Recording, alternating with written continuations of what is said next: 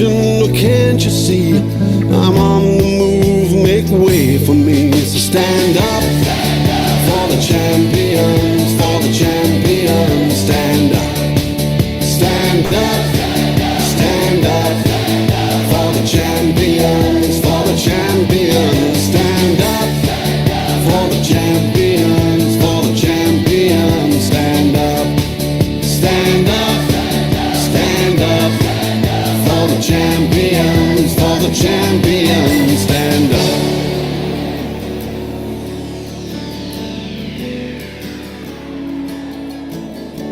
And when I fall down, I have to pick myself back up.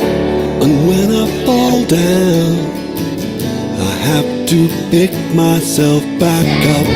And when I fall down, I have champions, for the champions. Stand up for the champions, for the champions. Stand up, stand up, stand up for the champions, for the champions. Stand up for the champions, for the champions. Stand up for the champions, for the champions. Stand up for the champions, for the champions. Stand up.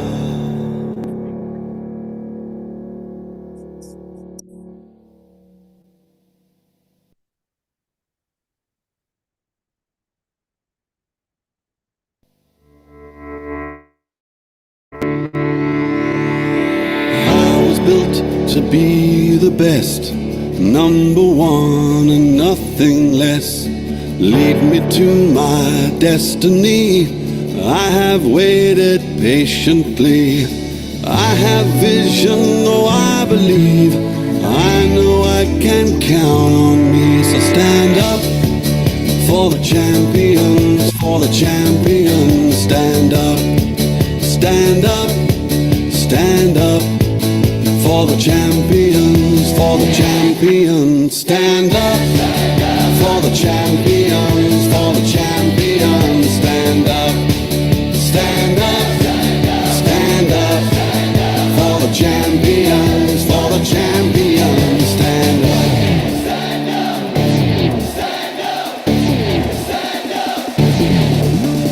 Here we go, it's getting close. Now it's just who wants it most. It's just life, that's how it is. 'Cause we have our strengths and weaknesses. Oh, I have vision, oh, can't you see? I'm on the move, make way for me. So stand up for the champions, for the champions. Stand up, stand up, stand up for the champions, for the champions. Stand up for the champions, for the champions. Stand up, stand up, stand up for the champions, for the champions. Stand up.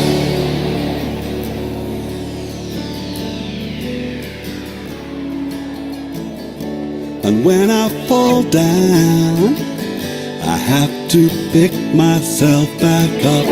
And when I fall down, I have to pick myself back up. And when I fall down, I have to pick myself back up. And when I fall down, I have to pick myself up. Stand up for the champions, for the champions. Stand up for the champions, for the champions. Stand up, stand up, stand up for the champions, for the champions. Stand up for the champions. All right, okay. So, sorry, we've lost about 20 minutes. We're still on this. We're still gonna do it well. All right. So apologies for that. So very quickly, like Naomi suggested, so we wanted everybody to introduce themselves in the chat session, right? So introduce yourself. Let's have an idea of who is on the call, what you do, where you're talking from, which country or which state you are from. Let us have that, right? And then I'll be asking my panelists to just quickly do an introduction of themselves.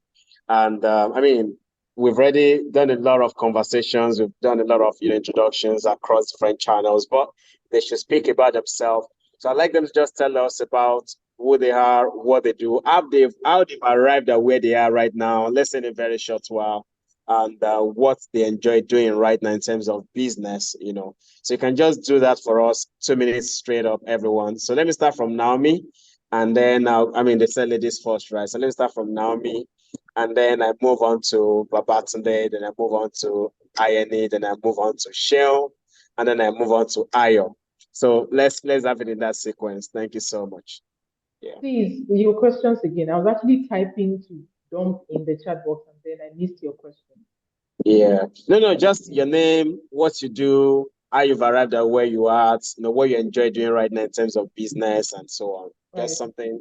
Okay, so my name is Naomi Lucas. I'm entrepreneur in residence at a venture studio. Essentially, what I do at the venture studio is I'm passionate about reimagining decent jobs for young Africans across the globe. So we're building products and solutions and interventions that are aimed at increasing access to economic opportunities for young people who live on the continent, and then those the same target audience that live in the diaspora. I'm joining from Lagos, Nigeria, West Africa, Africa. Amazing. So let me have the bar today. Let's go ahead. Or let me say Uncle Tunde so that we can bring the online drill here. Uncle Tunde, go ahead, please. All right, thanks, Victor. Yeah, so my name is Babatunde Akimoses. I'm the CEO of Sycamore. Sycamore is a peer-to-peer lending platform. We connect lenders to borrowers, and really our purpose is to empower SMEs across Africa. I'm speaking from Lagos, Nigeria. How did I get where I am? Very, very long story. I don't even know where to start from, but my background is in consulting, economics. So I've had to do, I'm also a chartered accountant because I worked in big four firms, and went to business school, and then I found myself in entrepreneurship. I'm wondering who sent me. But yeah, that's the summary of my journey. Thank you very much. Thank you so much for that. I know your journey has been long. A lot of people here actually. So Ekundayo, let's have you. Okay. Thank you for having me. I had to put on this PBN. So I actually made a very funny mistake. Coming from Nigeria, and I kind of put on my sweaters in Nigeria and got here. I was, and I've not been out since I arrived. So, my name is Ayeni Ekundayo. I run about 3 core companies. One is a nonprofit, and then I sit on several boards for fintechs and all of that. Then, so my core business, digital marketing, we run an agency. We also have reputation management, and we do impact reports. So we work with a lot of HNIs in Nigeria. So high net worth individuals across Nigeria, we kind of manage their account, manage their reputation, make people believe what you need to see, both political, government, governors, and all of that.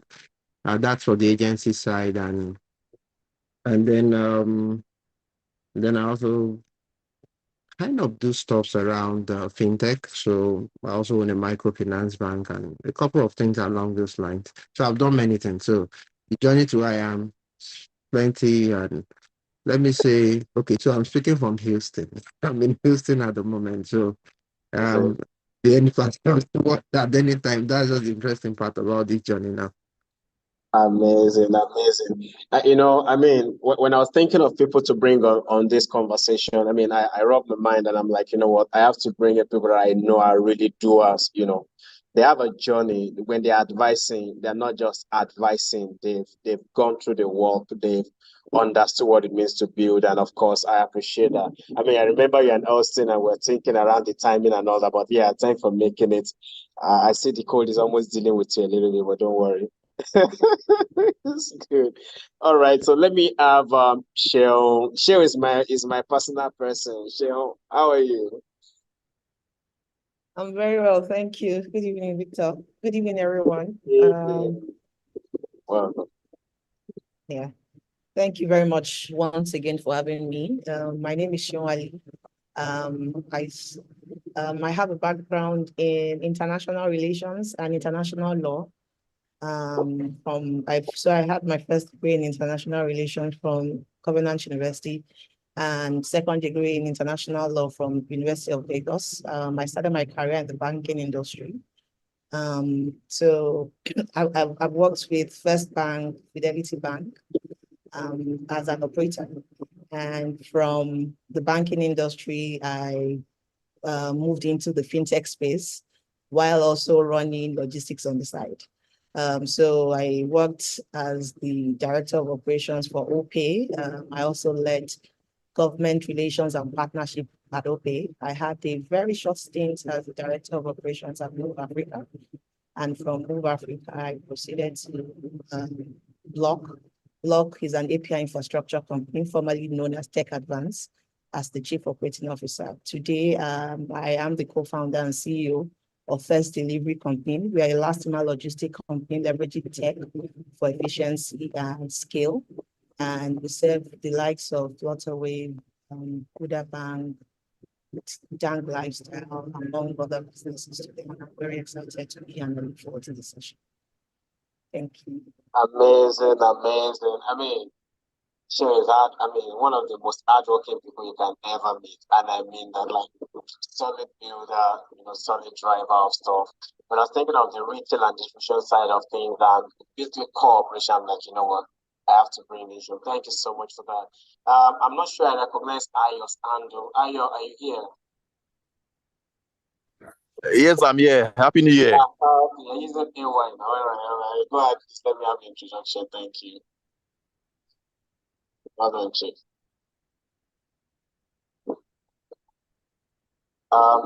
Zaya there? Yes, I'm here. I didn't get what you said last, please. Yes, and just a short introduction of yourself and so on. Oh, okay. My name is Ayola Dagunjuro.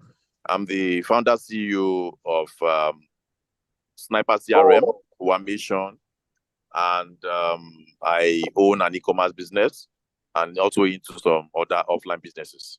That's basically a summary of myself. Okay. Thank you for that. So I think that was I think we have a lot of Ayos on this call. So I was looking for Ayo Bankole. Are you there, Ayo? Ayo Bankole.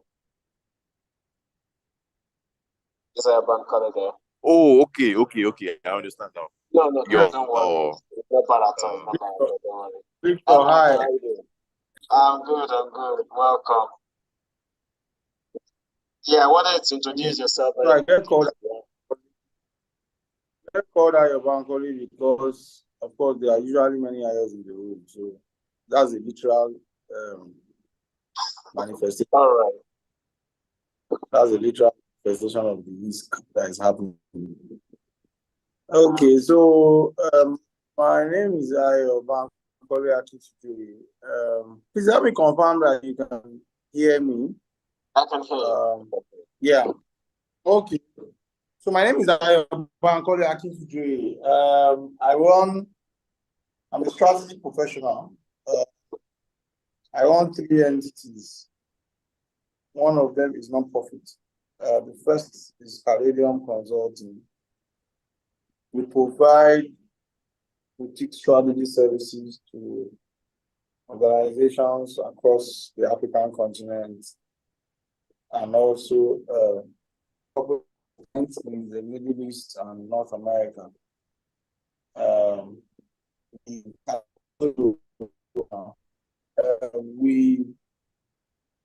We focus really on strategy, transformation, corporate turnaround, financial advisory, money, and all those kind of things.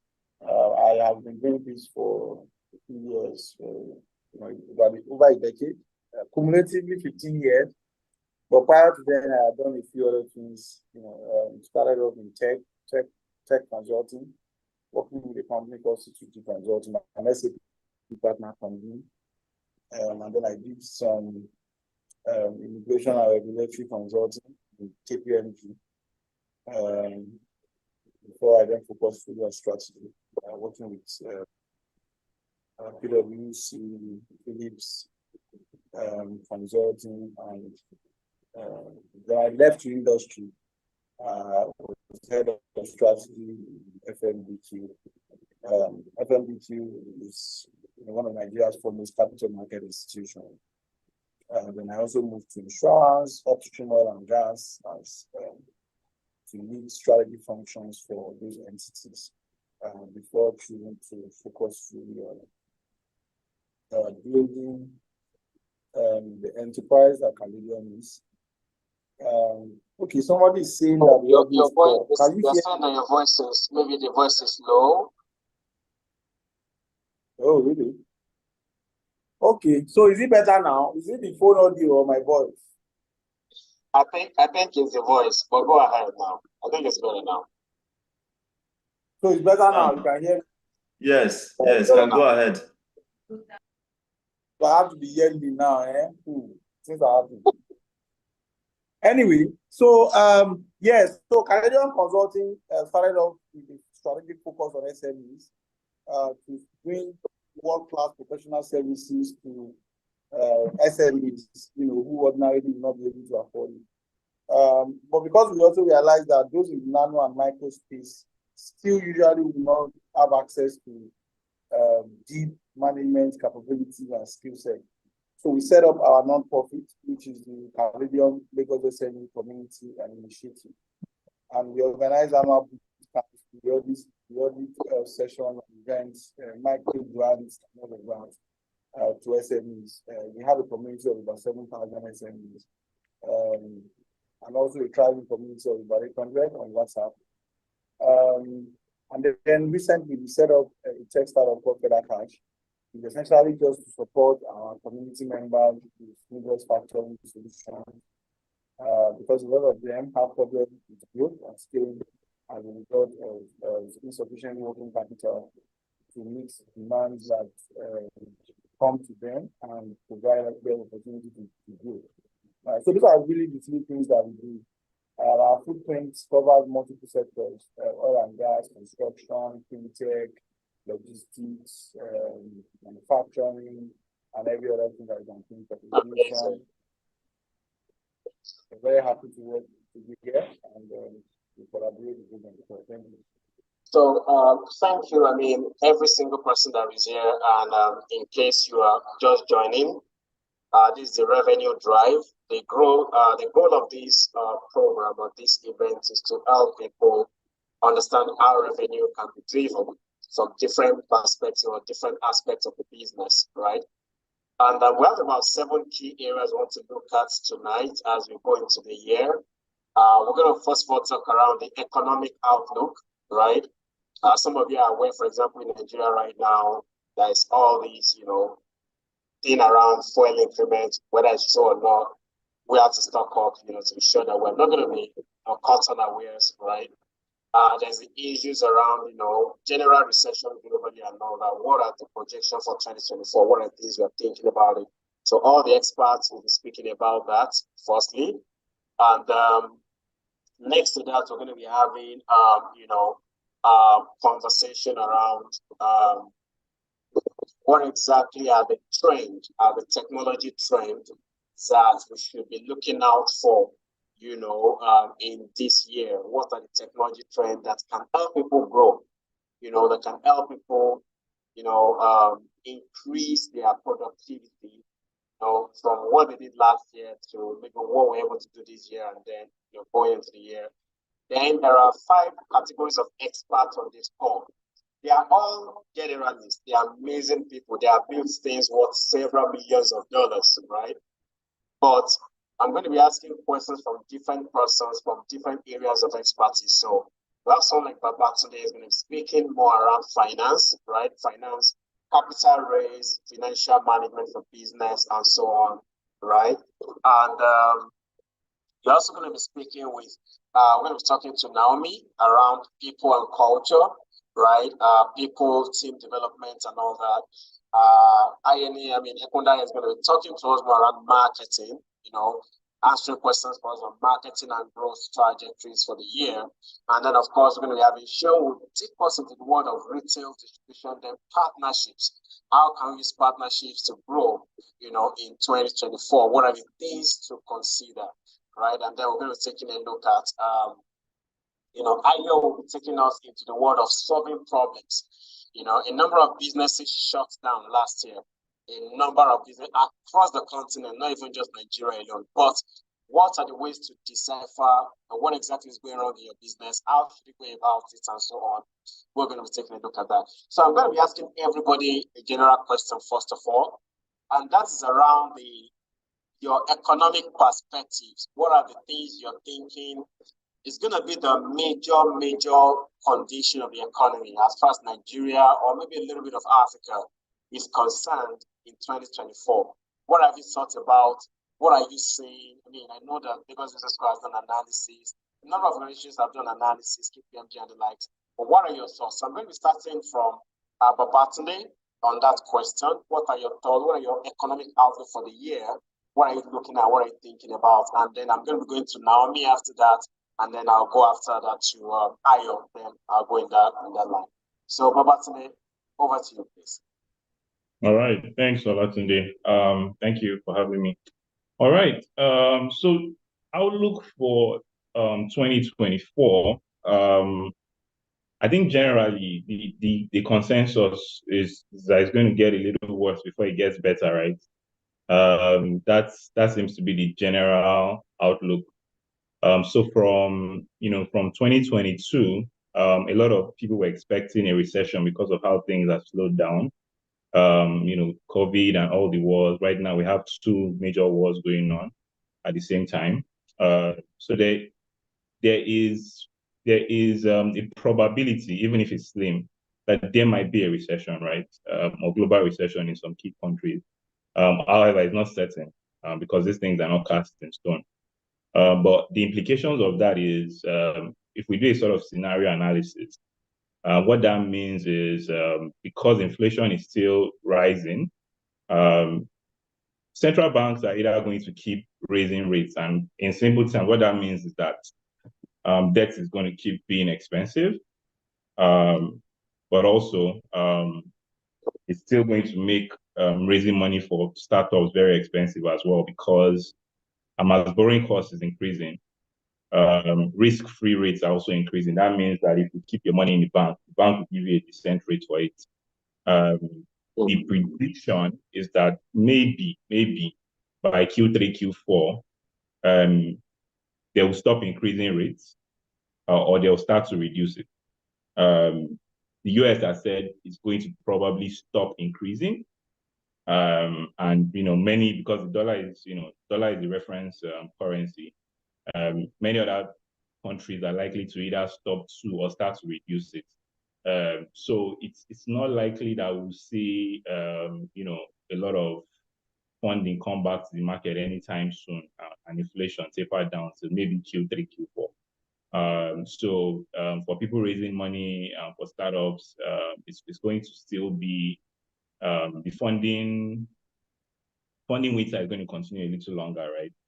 And what that means is inevitably, as we've seen in 2023, there'll probably still be announcements of maybe, hopefully not, but the reality is that some people might still close up shop. That startups might still close up shop because Q1, Q2, and maybe some of Q3, we're not likely to see a lot of capital, coming back to the market. So, generally, in terms of like global economic outlook, that's it. And again, it doesn't mean that it's all entirely negative, right? Because things are sort of slow and not too bullish, it's this kind of time that you probably want to invest. the Nigerian stock market did really well last year, as we've seen.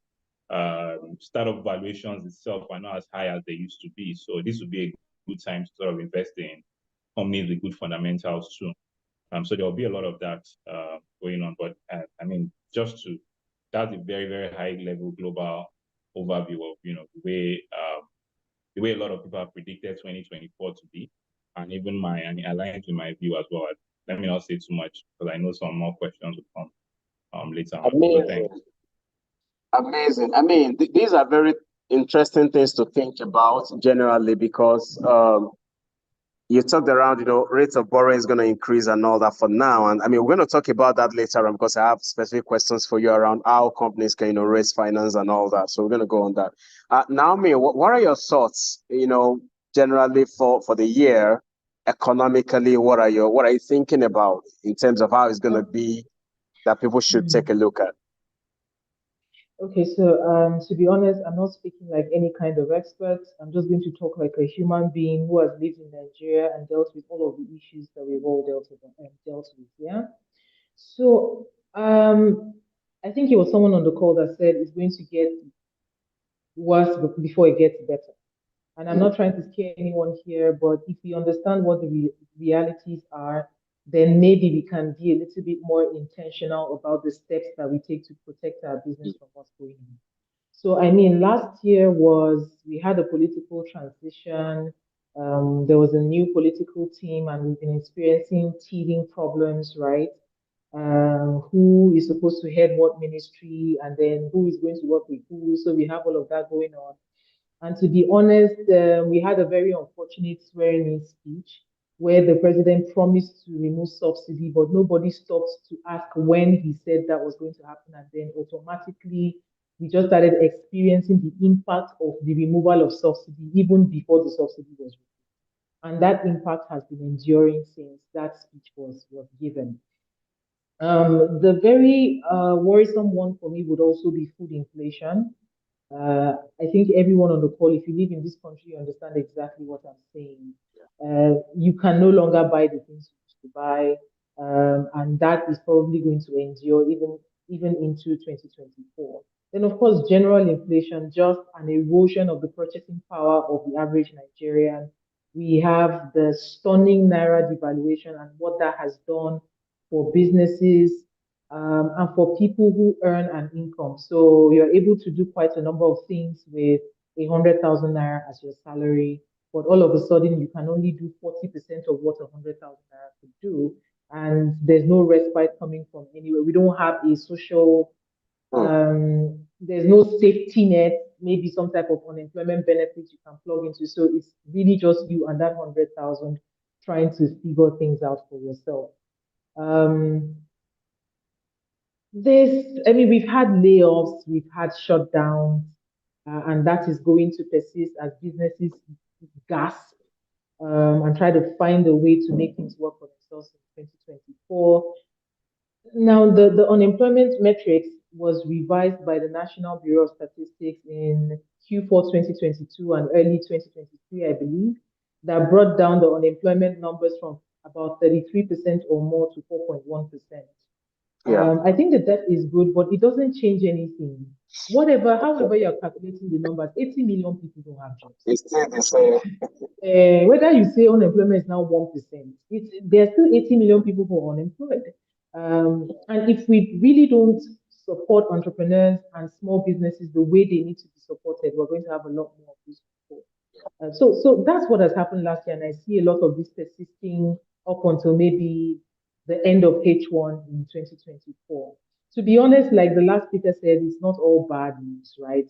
I kind of feel like there's been a slowdown in banditry, especially because of how porous our borders have been, or our borders are. If you know how porous our borders are in the north, you will wonder how come we've not been overrun by bandits, terrorists. It's very, very porous.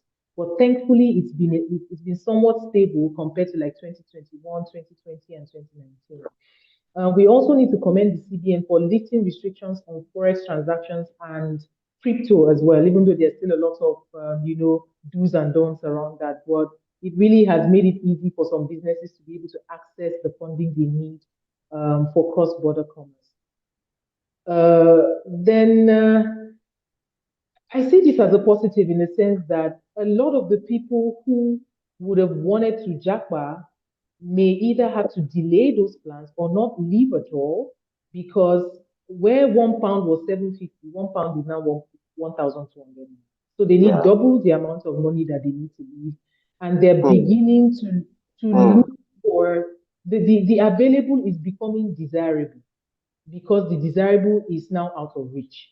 And that is probably good news for employers who are really struggling to keep talent because they invest and then this talent just gets up and leave. I'm sure we'll talk about that later. But these are my thoughts. These are my thoughts that I mean, I think the trend of people emigrating will slow down. And cross-border commerce will be a bit easier because of the restrictions that have been lifted. But we should also expect that the fall of the naira will continue until something very drastic. That's my human analysis of what 2024 looks like. I think it's definitely going to be an interesting year. I mean, multiple thoughts around it. I have my thoughts, but I just said I want to hear from everybody. Let me listen to Shell. You know, what are your thoughts about, I mean, commerce-wise, business-wise, you know, what are your thoughts, 2024? What looks like is going to be? So the first two speakers have left us with little or nothing, but again, no, don't worry. just bringing it home. And I mean, for us in commerce and logistics, it's very blurry. It feels there's so many uncertainties around so many things because there are different reports out there. I mean, there's a report that says that there's going to be like a continued growth in e-commerce. Another report says that consumer spend and purchasing power is going to. So, I mean, you're thinking, how do we marry these two completely different, opposite reports? And I mean, but again, like Naomi said, I think there's going to be a lot of us that will be selling hope and optimism this year. And because a lot of things that we experienced in 2023 have moved, have moved with us into 2024, and we are hoping that things, a lot of decisions have been made, monetary policy decisions, fiscal policy decisions, and government intervention in certain things can help us change things. There's already a scare in the logistics space that fuel prices is going to hit 1,200, and it's we are not sure, right? There's speculations that it's just a gimmick or an attempt to just take us somewhere, maybe not 1,200, maybe we're going to 900, and you can just automatically think about the effects or impact of that would have on logistics, cost of shipping to food, price of food, and all of that.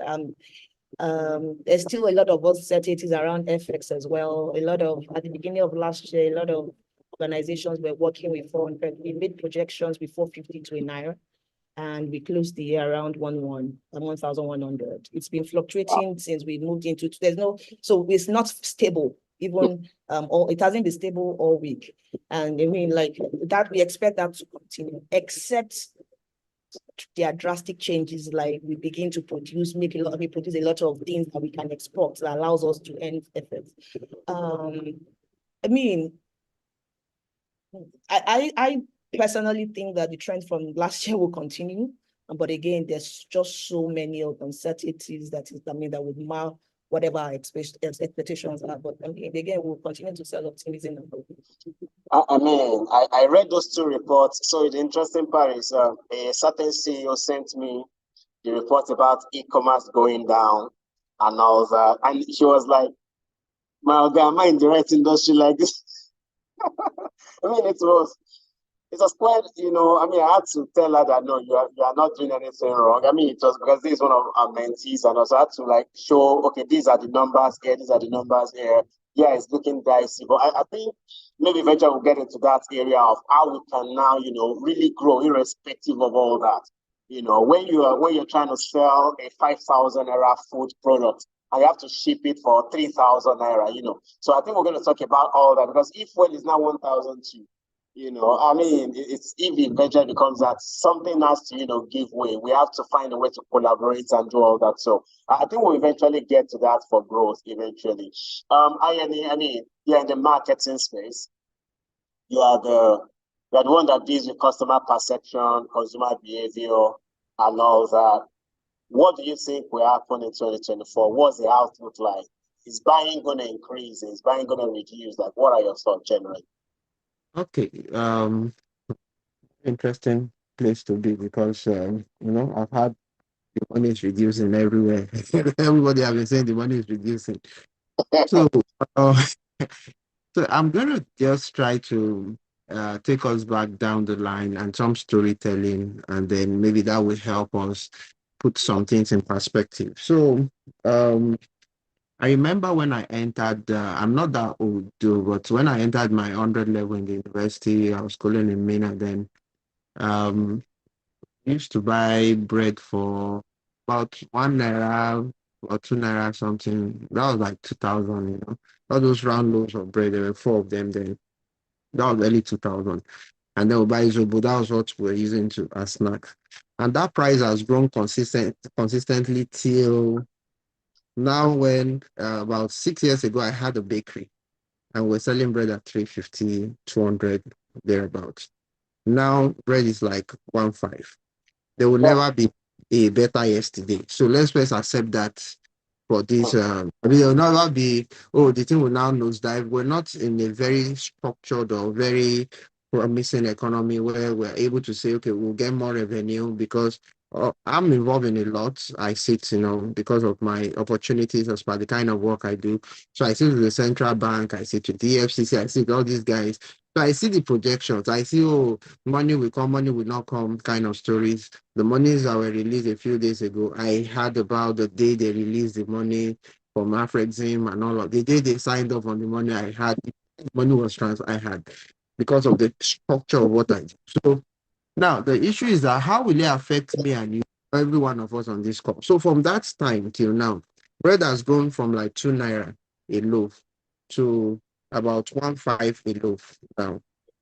How does that come to play? What it means is that you need more money to be able to do the things you think you can do before. I woke up late last year, you know, I was starting a new company.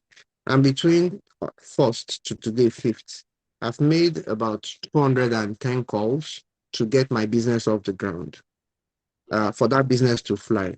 We have about 6 businesses that is already getting um, into the pipeline. We have 2 contracts we're going to sign. And what did I do? I wake up and I do what a marketing person would do. I'm not going to raise money. I'm going to get people to buy what I'm doing because there are some people that still have that money in that economy that can still feed them. So I tell people that, look, because of the whole information you're reading and you're consuming, it can be overwhelming to the mind, but why not focus on your ability to increase your sale, increase the value you give in the market, increase your price value, do better things with the opportunities that you have. That means that if you reduce your burn rate because a lot of us are doing a lot of cash stuff here and there. I literally live in the US 90% of the time, and I found my lifestyle from Nigeria. So it means that I must make more money from Nigeria. So I've done that for 3 years. So in that whole picture, I don't work in the US, so I'm not in dollars. I don't work here, but I generate money here, but all the lifestyle is still from because this is tax and all of those stories come to play. But the way it is that you must be able to generate so much such that even when it's biting, you are able to still create some level of succor for yourself. You know, it was said, somebody said earlier, I think, about people jackpotting and all of that. Yes, when I had that whole move, 16 people left my organization within a year because they were jackpotting. They were all leaving because, you know, we run a creative and a marketing stuff. And so they're getting opportunities. And the people who were even in the system were getting remote jobs. So you see somebody who has a remote job of 3,500, and how much do you want to pay the person in Naira? When the person looks at, is getting almost 3 million plus, and you're offering the person 700, 1 million. Now that doesn't add up. And this guy, no, it's not going to leave his house. So we had to now dance around it. So the whole idea I will leave you with, whether you're a big business, small business, or whatsoever, is that this is the best time to now start looking for other ways to spread your business, other ways to move into other things that can keep you fluid, that can keep the business going, that can keep your relationships. Just wake up, look at it. Because if you've read the CEO's Dilemma, I did this course in Harvard at a time, and we had this professor of strategy that taught us some stuff.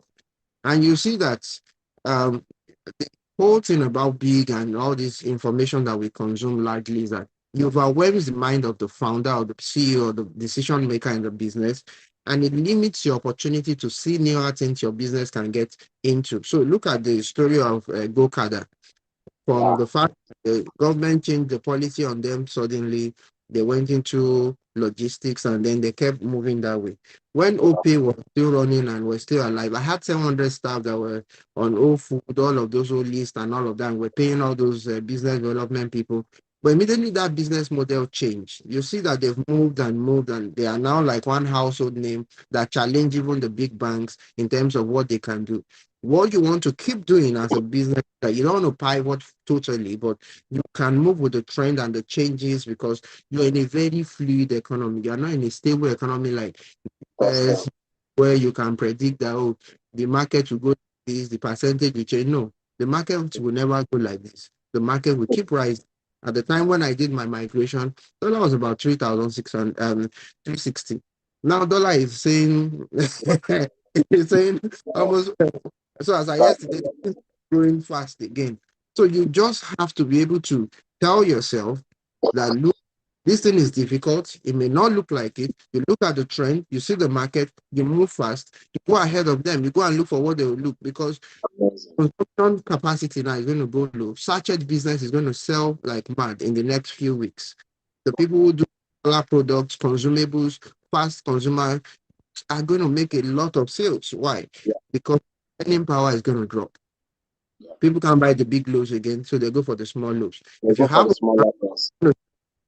those are the kind of things I think we should start looking at, especially in that space. Wow, it's getting interesting. I hope you're enjoying the conversation, everyone. I mean, there are going to be interesting perspectives here today. And my goal is to ensure that everybody is able to pick as much as possible for them to grow their business in 2024. I lead sales plans. And the interesting part is last year was so crazy. At least I know about 3 companies that we worked for last year that they are literally almost closed down, or they are at the bunch of either maybe they're trying to revive or pivots and all that. Because like Dio said, their burn rate was high and everything. Then a number of things. So we're still going to talk about very, very interesting perspectives today. Let me go to Ayo. Ayo, what are your thoughts about the outlook? You are the consulting person. You consult with the government, you consult with. What are your thoughts generally? How do you think we should be thinking of the year? Ayo Bankole, rather. Please stay here. Yeah, thank you. Yeah, thanks a lot. Thanks a lot, Victor. So I think that all those who have spoken have already said everything that there is to be said. I don't think that there's much for me to say that hasn't been said. Aside that, I think that the critical driver of growth for us that will change the game will be power. I think that the current president is just wasting his time traveling all over the place, begging investors to bring their money to. You don't have to beg investors. They are looking for where to put their money anyway. And Nigerian market is the biggest market in Africa, except that the substance of that market is very weak in terms of purchasing power, right? Nigerians who are able to spend more than $10 a day is less than 3 million. So able to increase that number, you will definitely get significant, you definitely make significant progress in terms of prosperity and economic performance. But how do you do that? The major way to do that is to fix power. There are about 3 or 4 pillars that economies are built on. The first is postal infrastructure. Postal infrastructure makes data available. When data is available, I know your house, I know when you are moving, I know what you're doing, I can give you credit because you are not running anywhere. I know when you are born, I know when you die, I know when you move, I know what you literally cannot do anything if you don't declare. You don't exist if you don't update your information with the post, right? If we're able to fix our postal network, our logistics and every other sector is going to be stronger for you, right? So that infrastructure is very key. Number second is transport infrastructure, rail and road.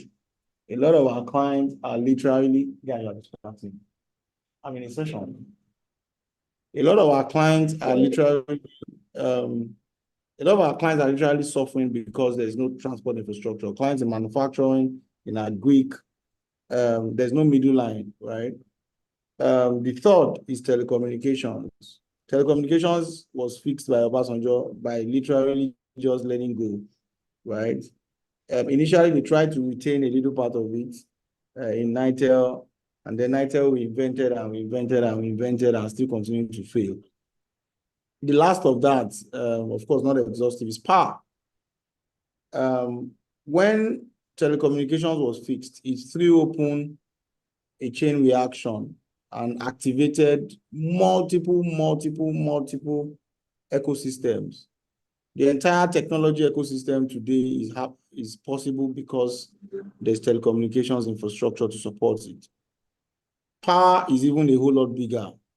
If we fix power, every other thing that we're complaining about, the fuel subsidy removal is hardest because every micro, nano business relies on petrol to run their business, right? You don't give them lights, right? So you have to find a way to make already 33%, between 33 and 35% of total cost of a lot of SMEs goes to power, right? And that's because they have to buy petrol, they have to buy generators, they have to service those generators, right?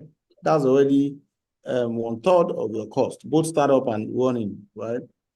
So if we fix power, we will slash the cost of doing business for manufacturers. We will throw open a lot of ecosystems. We will, in fact, we'll build multiple wealth, right, across multiple layers. The ecosystem itself, billing, metering, and all of that is going to be thrown open. Now, if that is not fixed, a lot of things are going to go wrong because inflation is not going to be curbed, right? You can't curb inflation if you are not subsidizing petrol and you do not have power, right? And you can't throw open your FX in terms of free floats or whatever you want to call it if you do not have the fundamentals to defend your currency. So your manufacturing is weak. You're not producing a whole lot to supply your immediate corridor, your regional corridor, the West African market, talk less of the entire African market. So what fundamental is going to allow your currency to appreciate? And if your currency doesn't appreciate, coupled with petrol subsidy removal, inflation is going to skyrocket. So in terms of outlook, two things are going to happen. Is either government, in fact, we're already back to it actually. You see that the divergence is already there of the currency. So we've just wasted our time devaluing. So is either government goes back to where it was, which is bringing back the subsidy and defending the Naira again to avoid the free fall, or you fix power.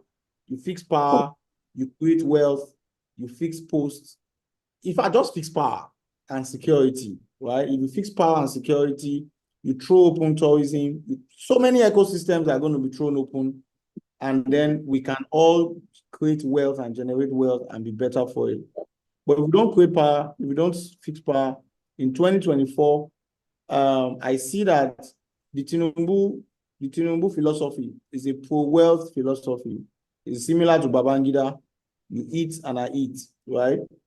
So on the back of that, there's likely going to be a lot more economic activity than the Buhari administration. The Buhari administration is arguably the dullest administration we've ever had in this country. It was a complete disaster that shouldn't have happened. So however way you want to look at it, Tinubu is likely going to be better off in terms of economics.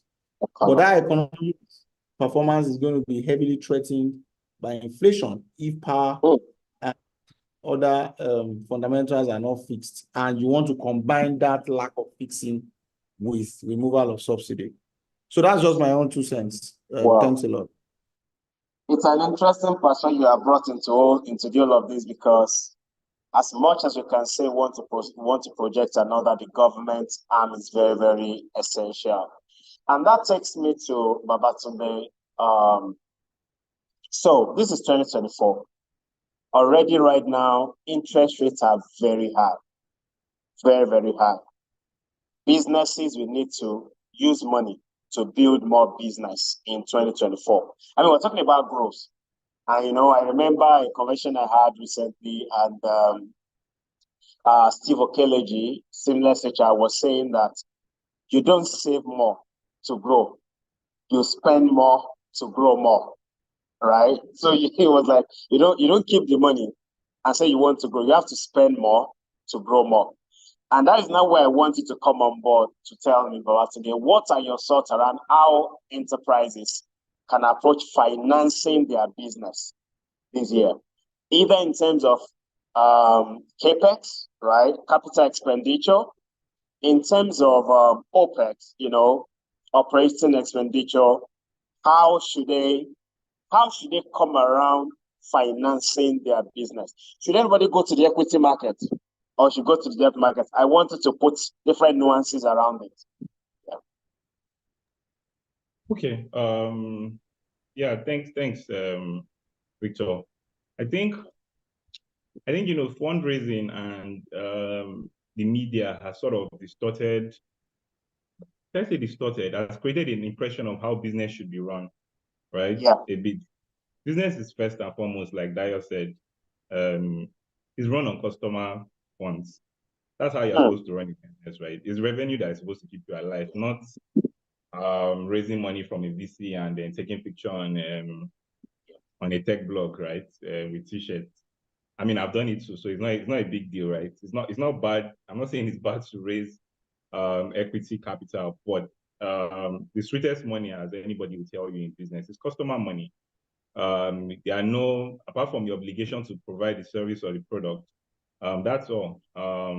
So first and foremost, I would say that, we need to go back to when growing the business through revenue was more important than growth for growth's sake and just scaling. I was talking to somebody recently, and the person said, "Oh, I want to have 1 million customers before I think of how to make revenue." I said, in this 2024, you're still saying that. If you said that in 2021, when the market was awash with capital, I might even understand. But now that VCs are all holding their wallets tight and keeping and watching their bank accounts, so it's not even. Yeah, there was a time, and some VCs might still insist on that, but generally around the world, everybody's saying that, look, guys, where's your revenue? I don't want your customer number. I don't want your TPV. I don't want your GMV and all those other alphabets you want to call. Where's your revenue, right? So that's very important. But I think, customer funds, very key. Number one, it's going to attract it's even attractive VCs now, right? Compared to growth. And there are other forms of financing that people can also get creative with, right? If you run, depending on your pedigree and your experience, you can actually get equipment on credits, right? That can generate revenue depending on the kind of business you run.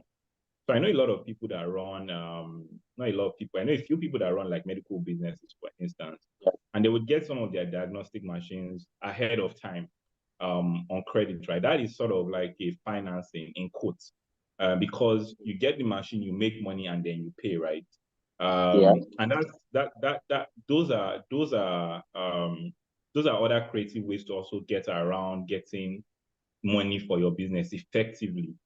And the thing is, even as debt is getting expensive, debt is also probably going to get more popular, because now it's more attractive. Because it's expensive, it's more attractive for people to invest in debt, right?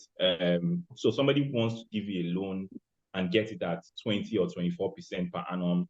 And that is really their obligation to your business. They don't care about your growth metrics, your cost, all those things, right? They just want their money back, and they are 24% or whatever percent.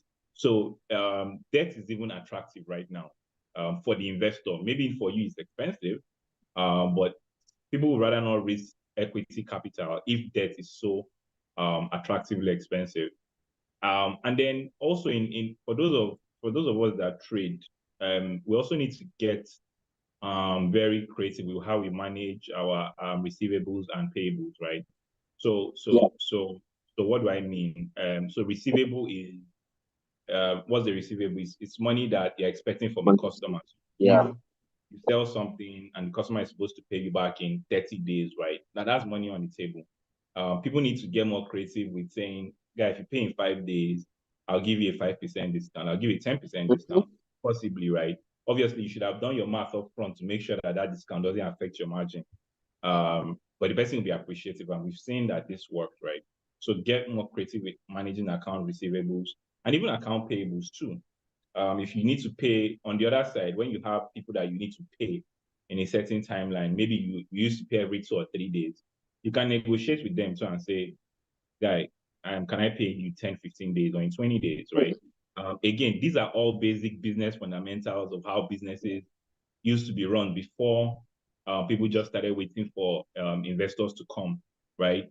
So we're talking about getting, equipment financing, customer funds, getting creative with debt if you have cash flow, because nobody's going to give you debt.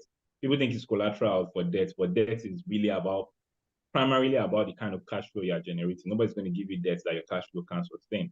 And then also, thinking about equipment financing for how that can go, and then getting very creative with how you manage your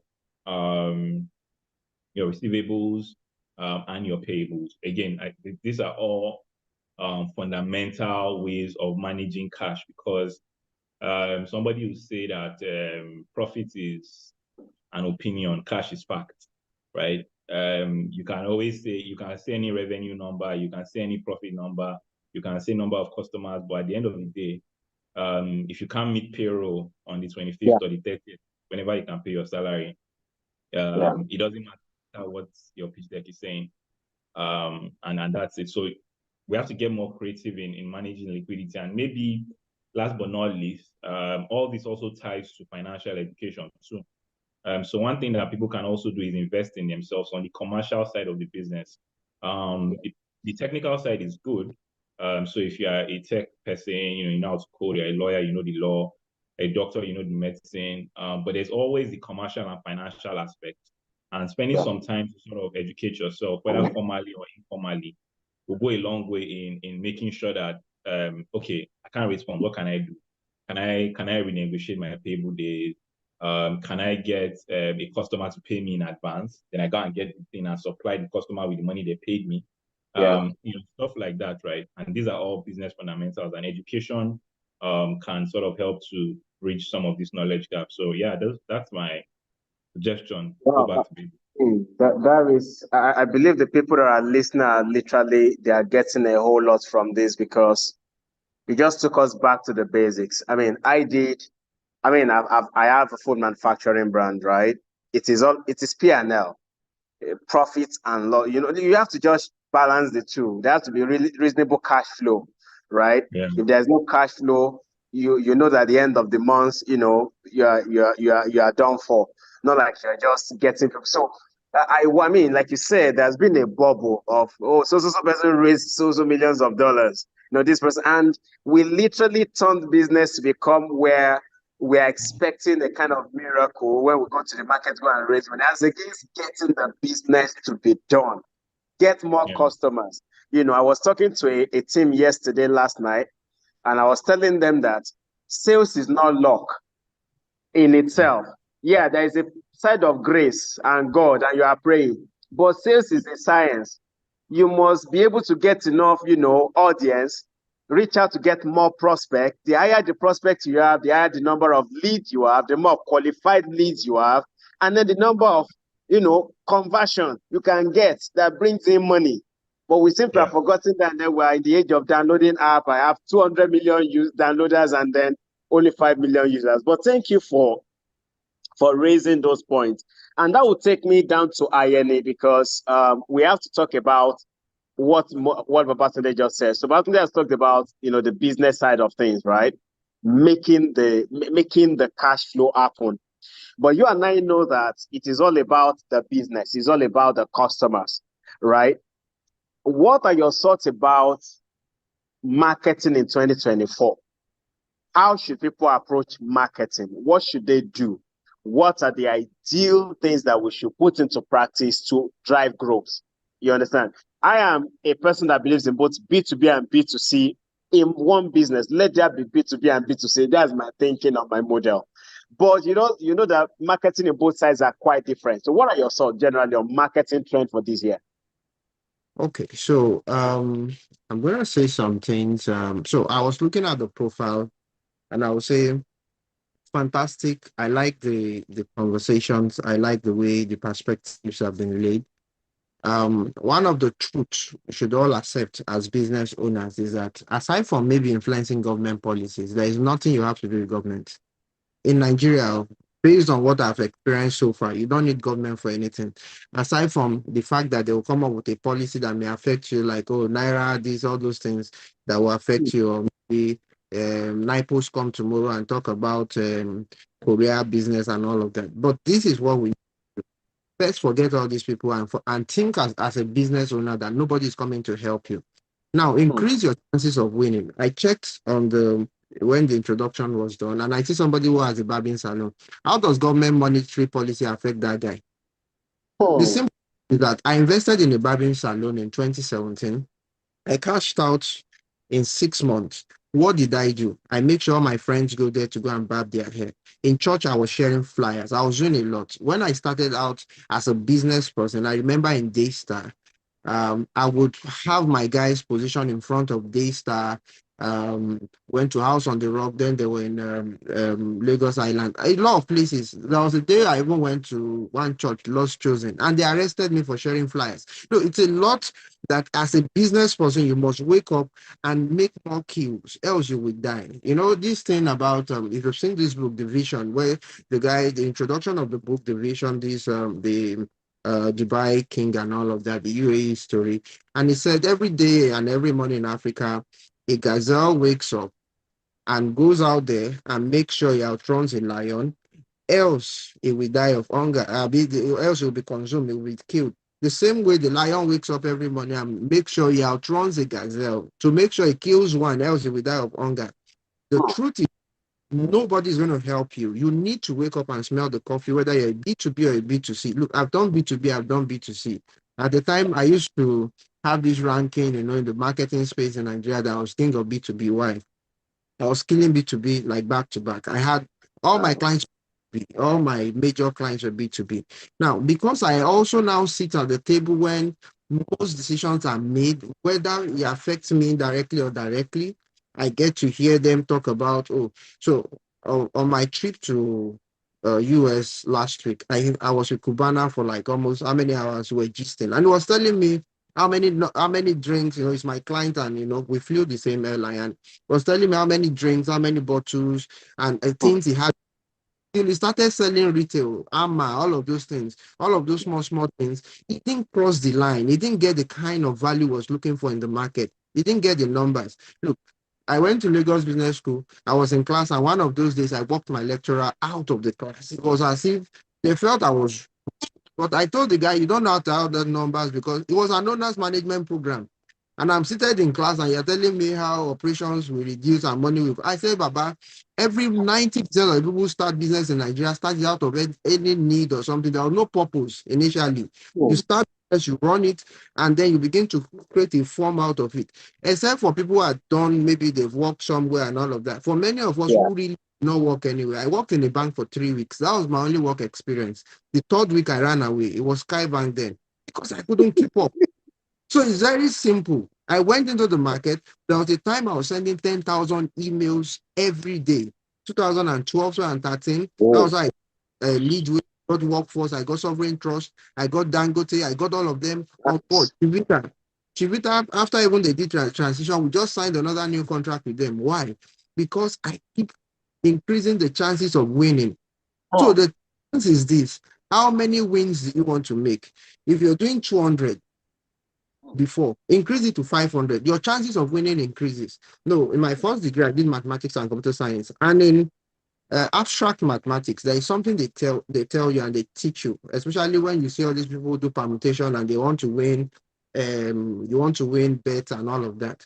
If a bet you want to stake is 100 naira, and all you went to the market with is 1,000 naira, your chances of winning is very low. But if I go to win because I want to win, and I take 100 naira out of 100,000 that I have, and I stake it 100,000, I take 100 naira out of 100,000 and I stake it that much, knowing that the money I want to win is 10 million, my chances of winning is very high. How many customers are you talking to? How many of them are you retaining? What is your customer acquisition cost? Are you able to reduce it? Because the cost of customer acquisition should be factored in. What is your customer life cycle? Are your products one-off? How many retainers are you signing? Because the biggest place where you get numbers, where you can get cash flow, is your ability to create retainership. Most times we don't retainership. When we're running bakery, we do this thing and we make 20 naira difference on it, and we go and sell to the guys all these guys who sell by the roadside, we distribute breads to them, and these guys will sell with 50 naira, and they were making more money than us. And after the closes, the left loaf, they will bring it back to us that they didn't sell this ones. Who are now responsible for selling that? Then we had the crisis. Raining season set in. People prefer to eat yam and beans than bread and beans, especially for the bricklayers that were buying those small loaves. So it became a crisis for us. The business was nosediving. We had to go and look for schools that can take loaf of bread. That is where retainership came into that business. So we have loaves for this school. We have 1,000 loaves for this school because they use it for break, all this boarding house. And we got people who can come and do off-taking organizations. That was when money started coming in properly. So that was even at the point when we're tired of that kind of business. So you must be able to look at your business, look at your numbers, and see the number of chances of you winning. And if you want to increase your chances of winning, you have to be top of mind. Keep showing up. There's something called guerrilla marketing. I know you would understand that aspect of guerrilla marketing. Do all you can to be the one to champion that conversation, because 90% of the work of the CEO is not to run operations. That's why you have head of operations or your CEO or something. It's for customer acquisition. I agree. How many bids are you submitting? How many organizations are you chasing? And the size of organization you are chasing will also determine the size of reward you want to get. So if you're looking at it, your federal government is going to release a lot of money from next month. If you want to go government-wise, you have all the government papers to do government projects, because there will be opportunities for you to bid for government projects. Sit down, put your papers together, look for organizations you want to go after. Federal government over 6,000 appointments they can do. Are you working on those? How many of those 6,000 appointments are you going after? Which sector, which organization? They have to all of prisoners in Nigeria. They want to train all of immigration officers. They've started the one-touch training in Nigeria. You're a training organization. Are you going after this thing? NIMASA has training. They've done NIMASA appointment. Are you going after them? How many chances of winning are you creating for yourself? You're talking of dealing with MSME and all of that. Charles is there going all around doing stuff. That's this guy that they put in Sweden and all of that. Which opportunities can you create for yourself? Yeah, I chatted him up this morning. Don't worry, go ahead. So winning. This guy is sitting on all the MSME program for Nigeria. 40 million MSMEs, Baba. Just go ahead, man. Just 50 million, and you send as much SMS, emails, you keep reaching them, calling them, your chances is 1% that you want to convert. That 1% is where your money lies. Now, people are doing real estate, are saying, oh, things are tough, but people are still buying houses, they're still doing stuff. Where are they getting this money? The clubs happened all through last week. I saw a lot of people, people that will come and will tell me, I want to do Christmas for me. You give them 50,000 for Christmas, and then you see them in the club. Me, that I can't even go to the club without 50,000. You don't think they want to feed their family. They are there drinking and snapping the bottles. And you're asking yourself, oh, so how sincerely this done? How many financial institutions are in Nigeria, and how many of their marketing or their products or your products are on their table? How many conversations are you having? If you increase your chances, I can tell you for free, you will have a lot of closing. That is my own principle. That's my own idea of marketing. Show up every time. Put yourself everywhere. When there was a campaign we drove many years ago. It was called Adam's Apple. And we put these stickers in the Danfo and the back of Danfo. We became one of the most sold products. That same model was what everything came into use. So you see this sticker that has everything, and they were everywhere. So the orientation is not in the size of money you want to budget for marketing, but how strategic, how guerrilla approach will you use? Wake up, like as I'm speaking to you now, I tell people they don't even use their WhatsApp status because obscurity is killing a lot of businesses. You think it's the operations that is a problem. Why are even churches? It's as simple as churches are doing evangelism every day. That's why they are not dying off. Banks are acquiring new customers every day. Every one of us on this call has a bank account, but they will keep pushing you to open new accounts. Why? Because they need to continuously do that customer acquisition. And what is the customer acquisition cost? The lower you are able to get that, then you are able to increase your customer life cycle. How long will a customer stay with me? How much money can I make from this customer? And how deep can I go in this organization? And how can I spread? So you don't go with one offering alone. You need to now look for products that are flank products. So if I get to your organization as a marketing person, I will start producing every other thing that the organization does. For example, part of why you see me keep looking is that we're submitting bid for printing. I used to do printing 12 years ago. I've picked it up as part of the business line that we're doing now. So we're doing printing for development organization, donor agencies, and the money is sweet. It's very simple because nobody will tell you. I did printing for about 7 years as well. Any other than one person, even in PBN, that we do printing by the side. Why? Because we want to make a lot of money from it. And that's an organization an industry that is not going anywhere. So if your organization is able to do something, what are the other legs the organization can produce that will help you? That's just my own simple opinion. Go all out for marketing, kill it. Wow, you have thrown bombs. You have literally thrown bombs today because these are very, very interesting area, right? So I'm gonna ask Sean this question because I know that Sean has to move. I mean, see, this is very interesting, everyone. I want to believe everybody is learning. Now, we're talking about increasing your chances of winning, right? Doing more marketing, doing more outreach and all that. Yet, you have to distribute. You have to get your product out there because the reason Coca-Cola is the most drunk beverage today of over 1 billion servings per day, Coca-Cola, is because of distribution. They are almost everywhere. Now, what are your thoughts on logistics and distribution in 2024? How should people approach it? If you can do me a favor of taking a physical product, right? And at the same time, digital product, right? Physical product in terms of manufacturing, how should they be thinking of distribution and logistics? But the digital products as well, those that are having ebooks, those that are having fintech products, how should they be thinking of distribution? If I can just take it from there, I'll appreciate that. Oluwaseun.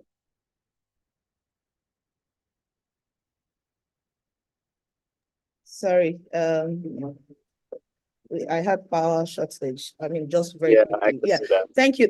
Yeah, thank you, Victor. And I mean, thank you, Ayeni. That was deep. Thanks for sharing.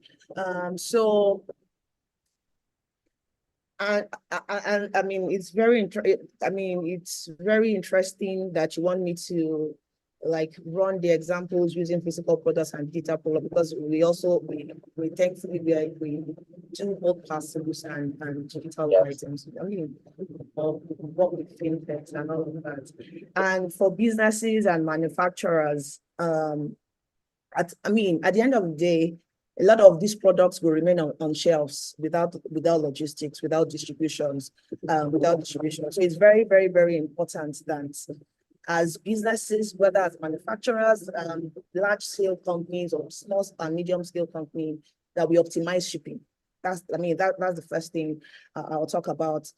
You have to explore different options, and that's me also talking from the place of being a player. You can't get it wrong where you have different shipping carriers and negotiate rates. You know, because there are so many things. I mean, as simple as logistics or distribution sounds, people would say, isn't it just moving items from point A to B? There are so many complexities embedded in that movement from A to B.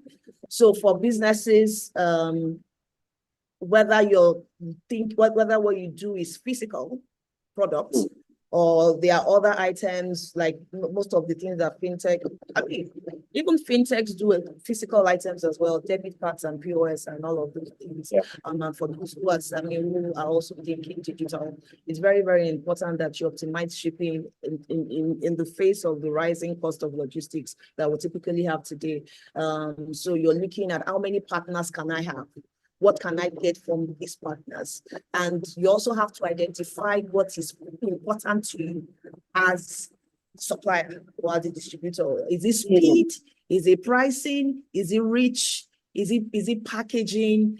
I mean, what do you want? And who can give you the most cost-effective advantage?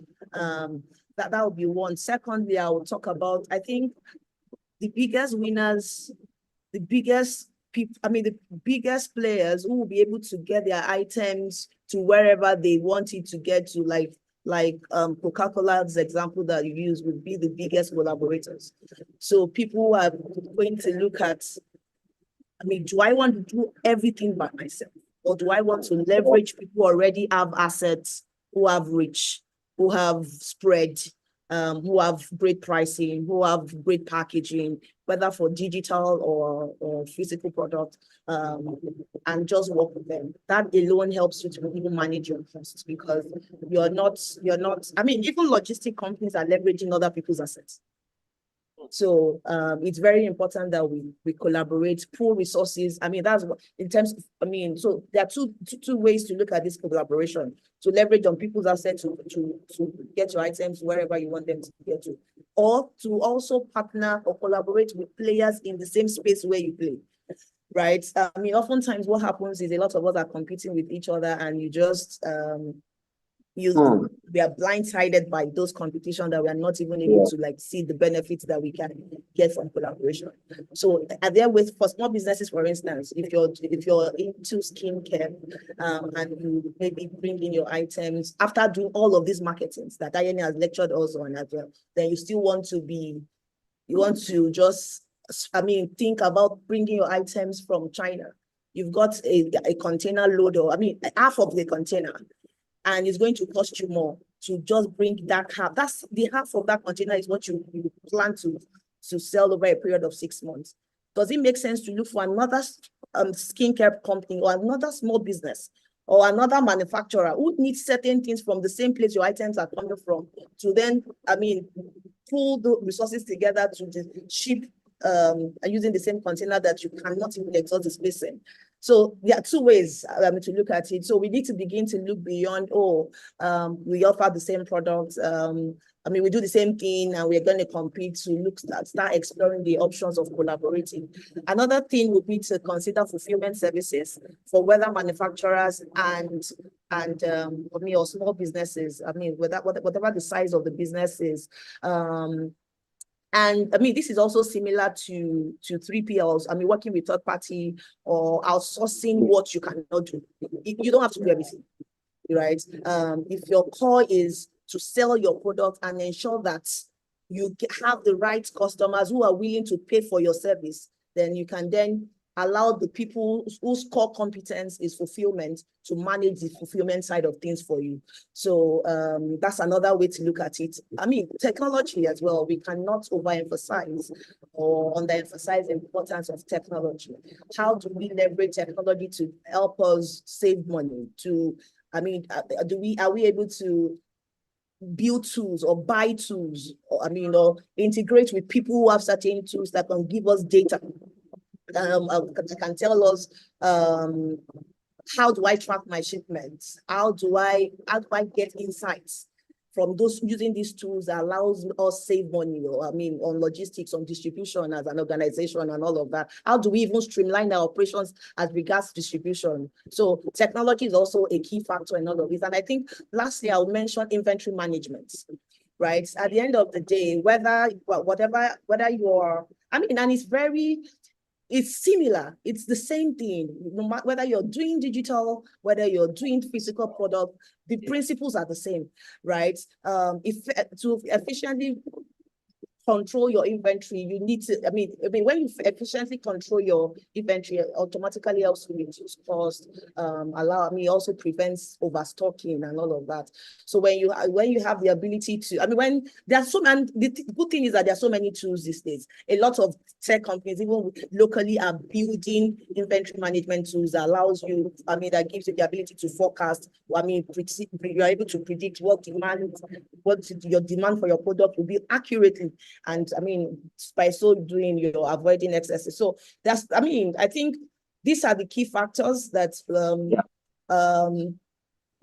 whether manufacturers or large companies or SMEs will need to look at in terms of distribution and how they can save costs this year. We're still going to go deeper into some of these areas, but thank you for sharing that, because you mentioned a number of interesting things.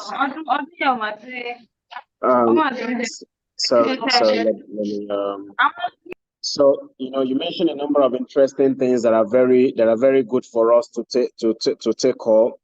Yeah.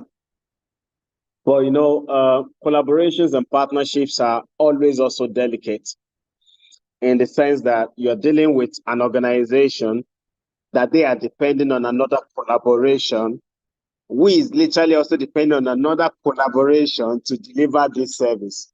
So a simple example of that, you're depending on a platform that depends on maybe another platform that now depends on a Paystar or a Flutterwave, and then they now depend on some banks.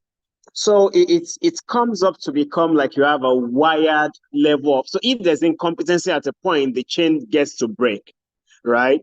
And then you get to now disappoint your customers. So I think we're still going to go deeper into the area of what exactly should we be looking at when we want to do collaboration, right? When we want to actually partner, how should you find the right partners for your growth? But I'm coming there very soon. I hope you know you still be here. But let's quickly go to Ayo, because there's something important I want Ayo to talk about. Ayo Bankole, a number of companies closed down last year. I know some personally. There are some that are painful to me. Like, I know that the founder is not a bad guy. I know the guy knows what he's doing, right? But either economy or whatever affects it. I know one of them that, lost hundreds of millions.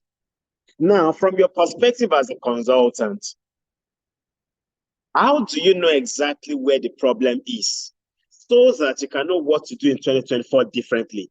Talk to me about dissecting problem in business. What are the framework you would suggest for an SME or a fintech or a tech startup? How should they be able to identify the exact problem they have so they can better strategize for this year? All right, thanks. So there are no universal approaches to. Okay.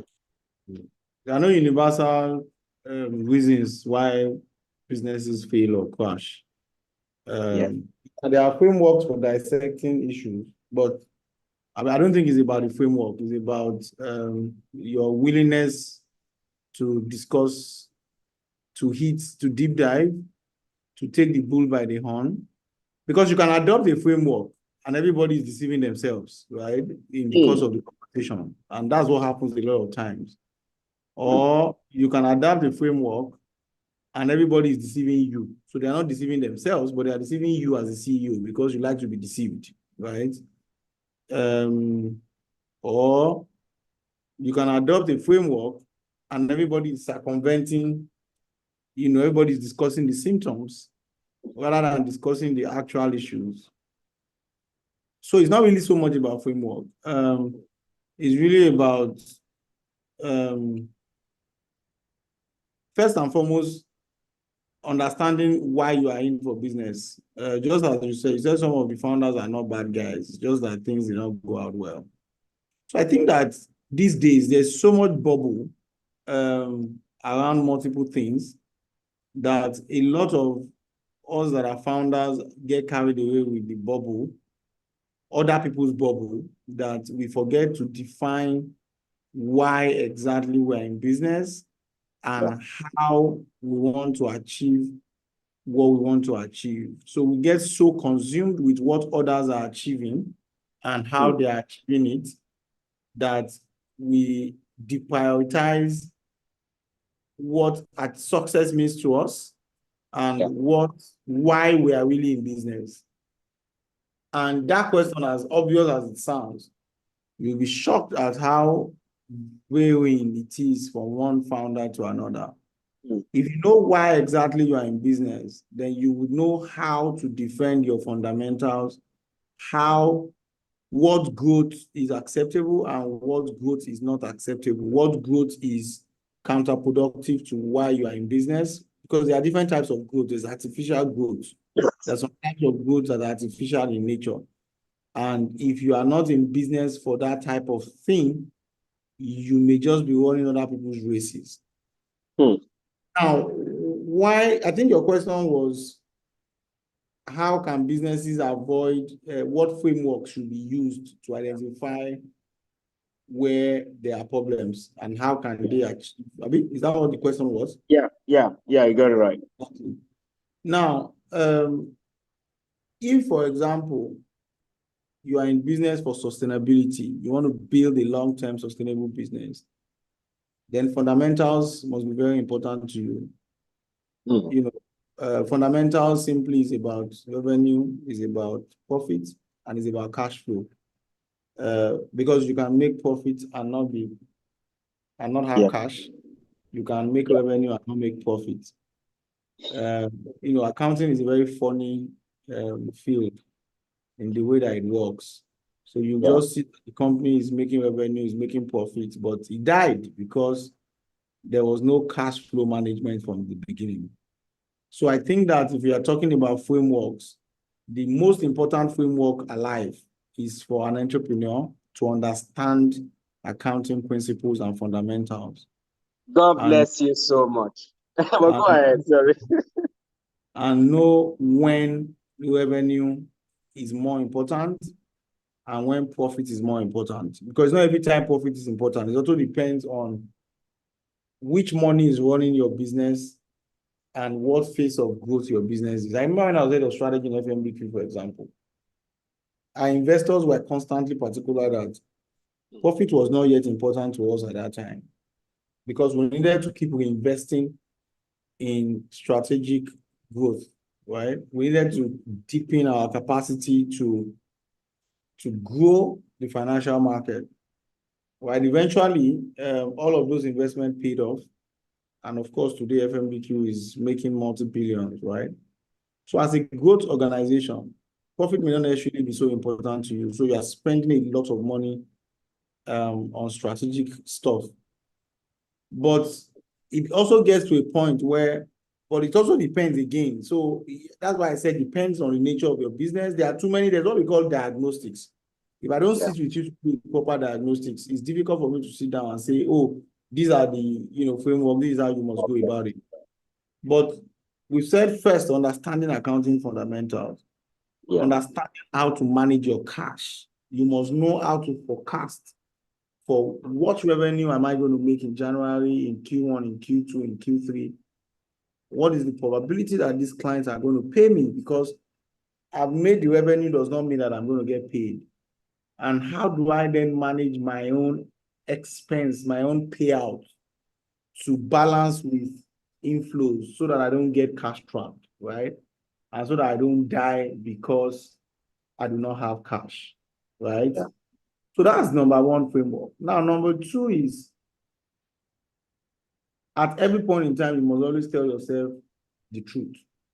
As simple as a SWOT analysis framework is probably one of, maybe because of the simplicity, is one of the most efficient frameworks in the world, both businesses and individuals, to analyze their strengths analyze what weaknesses they have, the opportunities that exist for them to take on, and the threats that may hinder them from achieving those opportunities. Now,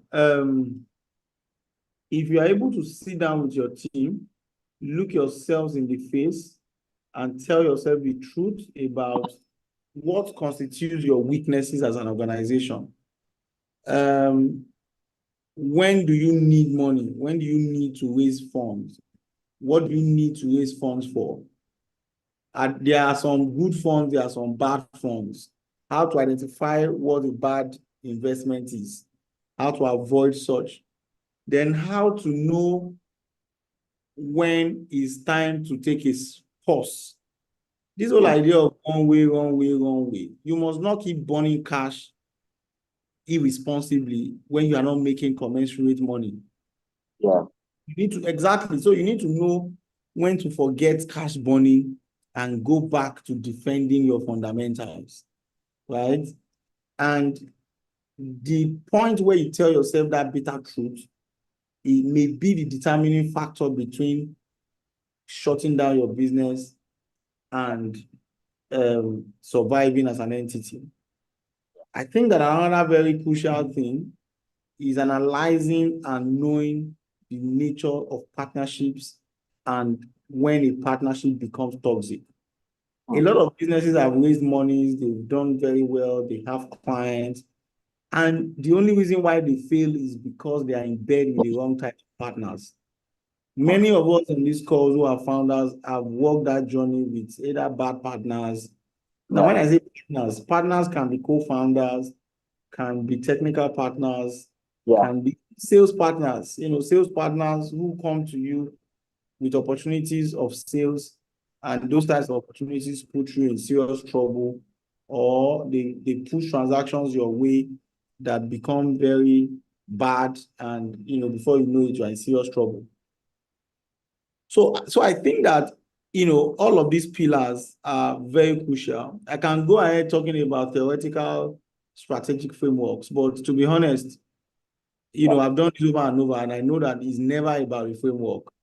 It's always about, everybody claims to use balanced scorecard, but very few people know how to dissect, how to apply balanced scorecard to actually address the issues across the pillars where they should be addressed. And we all need to know that strategy and strategic focus is not about just sales and revenue and profits. There are other elements. There is capacity of the organization itself. Are you putting the right people? Are you managing them properly? Are they connected with your vision? Are they willing to give themselves to you?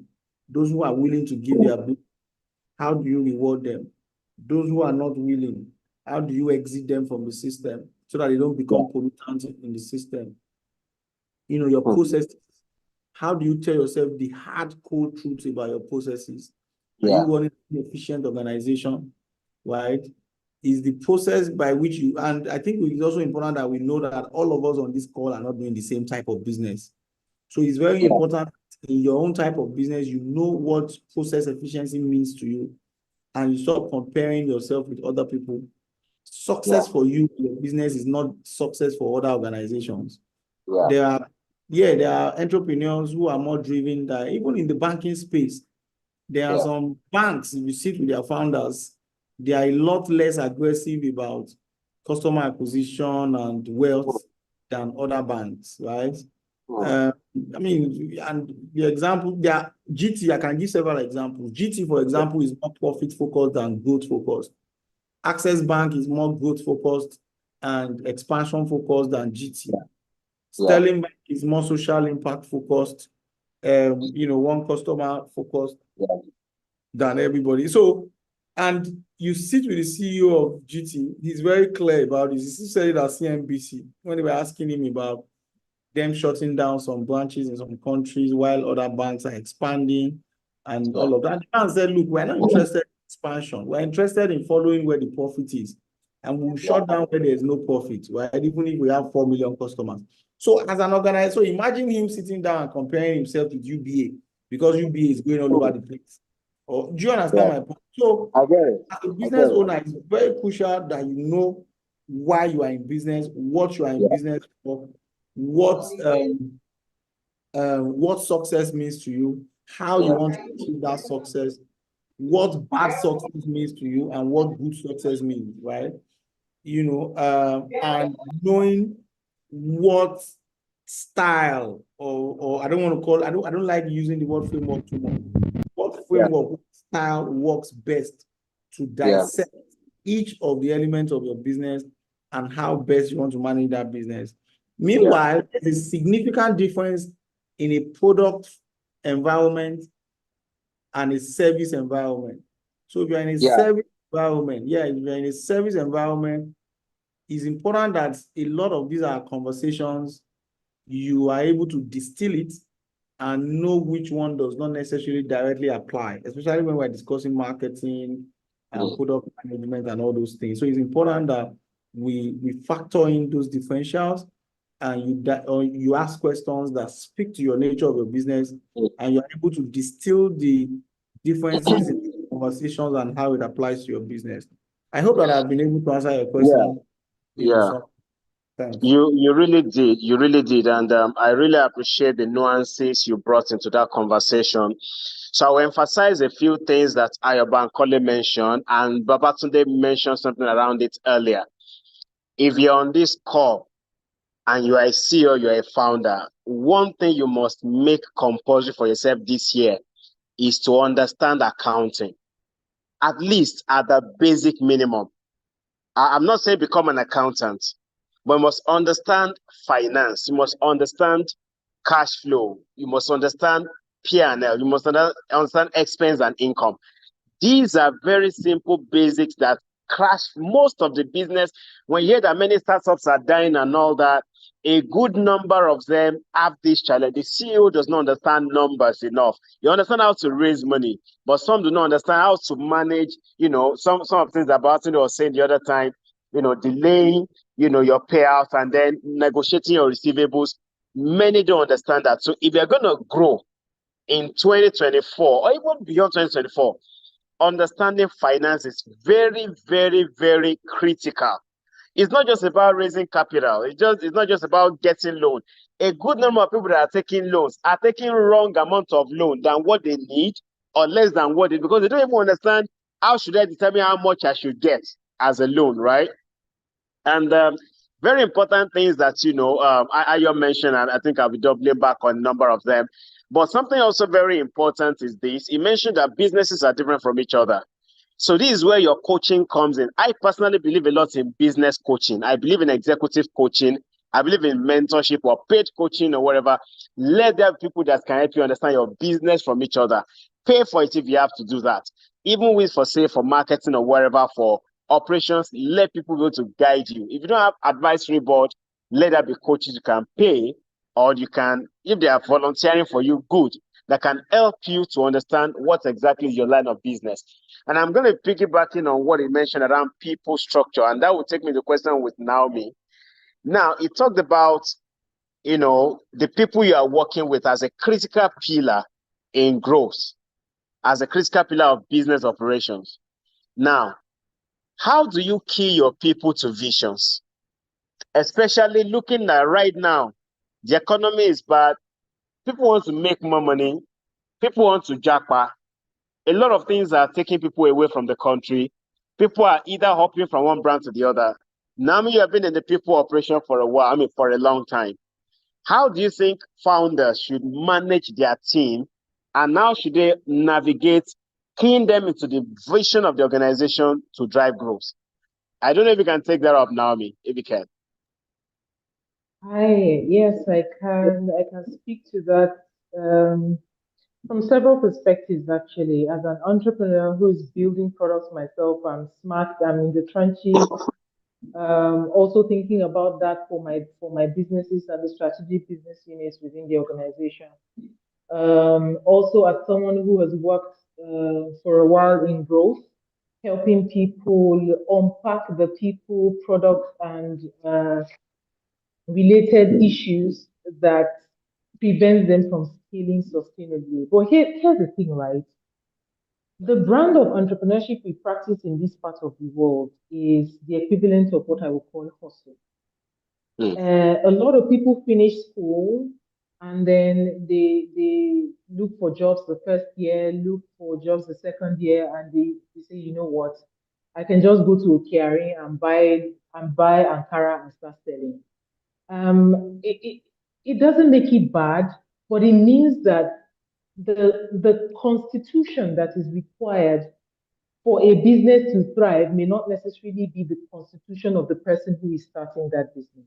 And by constitution, I mean both the soft skills, both the awareness, the know-how, and even the drive to be able to see that business through.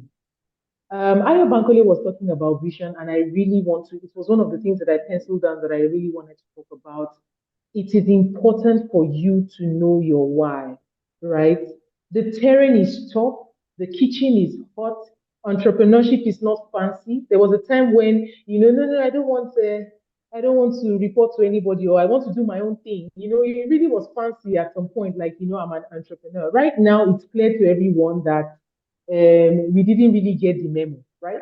So it's not it's not a joke. Lives are at stake. Destinies are at stake. You can actually derail people if you're going to crash. If you crash and burn 1 kilometer into your journey, there are people who are traveling with you who might be forever impacted by your inability to see your vision through. So, what is your why?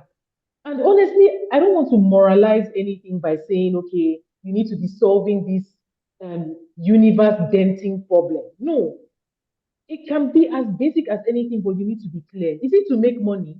You want to defraud investors and collect money and jackpot? Just clarify what your why is so that you can start from somewhere, right? But for those who are sincere and are really trying to solve a problem, the reason why your why is important is that from where I'm sitting, your most compelling pitch as an entrepreneur is your story, not your compensation plan. Your most compelling pitch is your story. This is who I am. This is where I'm coming from. This is where I am. This is where I'm trying to go. Will you walk with me? Although the compensation plan and the story, they're not mutually exclusive, but I need you to understand that you can find people who can travel with you if you understand where you are going. Yeah. People want to be part of something bigger than themselves. So the way I see it, your why would help you find missionaries who are willing to go on that journey with you. And we're now at the point as businesses that you can't out hire and out compensate the competition. Because the competition is now global. Do you want to pay what Apple is paying? You can't. You are learning work where Apple is speaking. So you can't say, okay, yeah, what is Apple paying? I'll give you double of that. Or what is the Paystack? Don't worry, join me. You can't do that. The competition is global. Even if you want to pay what Paystack is paying, it just takes one company from Japan to spot them on LinkedIn and then offer them only God knows what. And that's it, right? So for me, keying into the vision, you need to get some type of buy-in around your why. And let that be the primary reason why you do it, that they are connected to your why. No matter how much of a superstar somebody is, if they're not passionate about what you're doing, they will not last in that business. And I'll talk about why this is important. The second thing I want to talk about, sorry, can you ask that question again? I want to make sure that I'm speaking to the No. I was talking about how do you think talent, companies can get the best talent to work with them in the face of all this economic downturn, Japan and everything. I think you're doing a great job at it already. Yeah.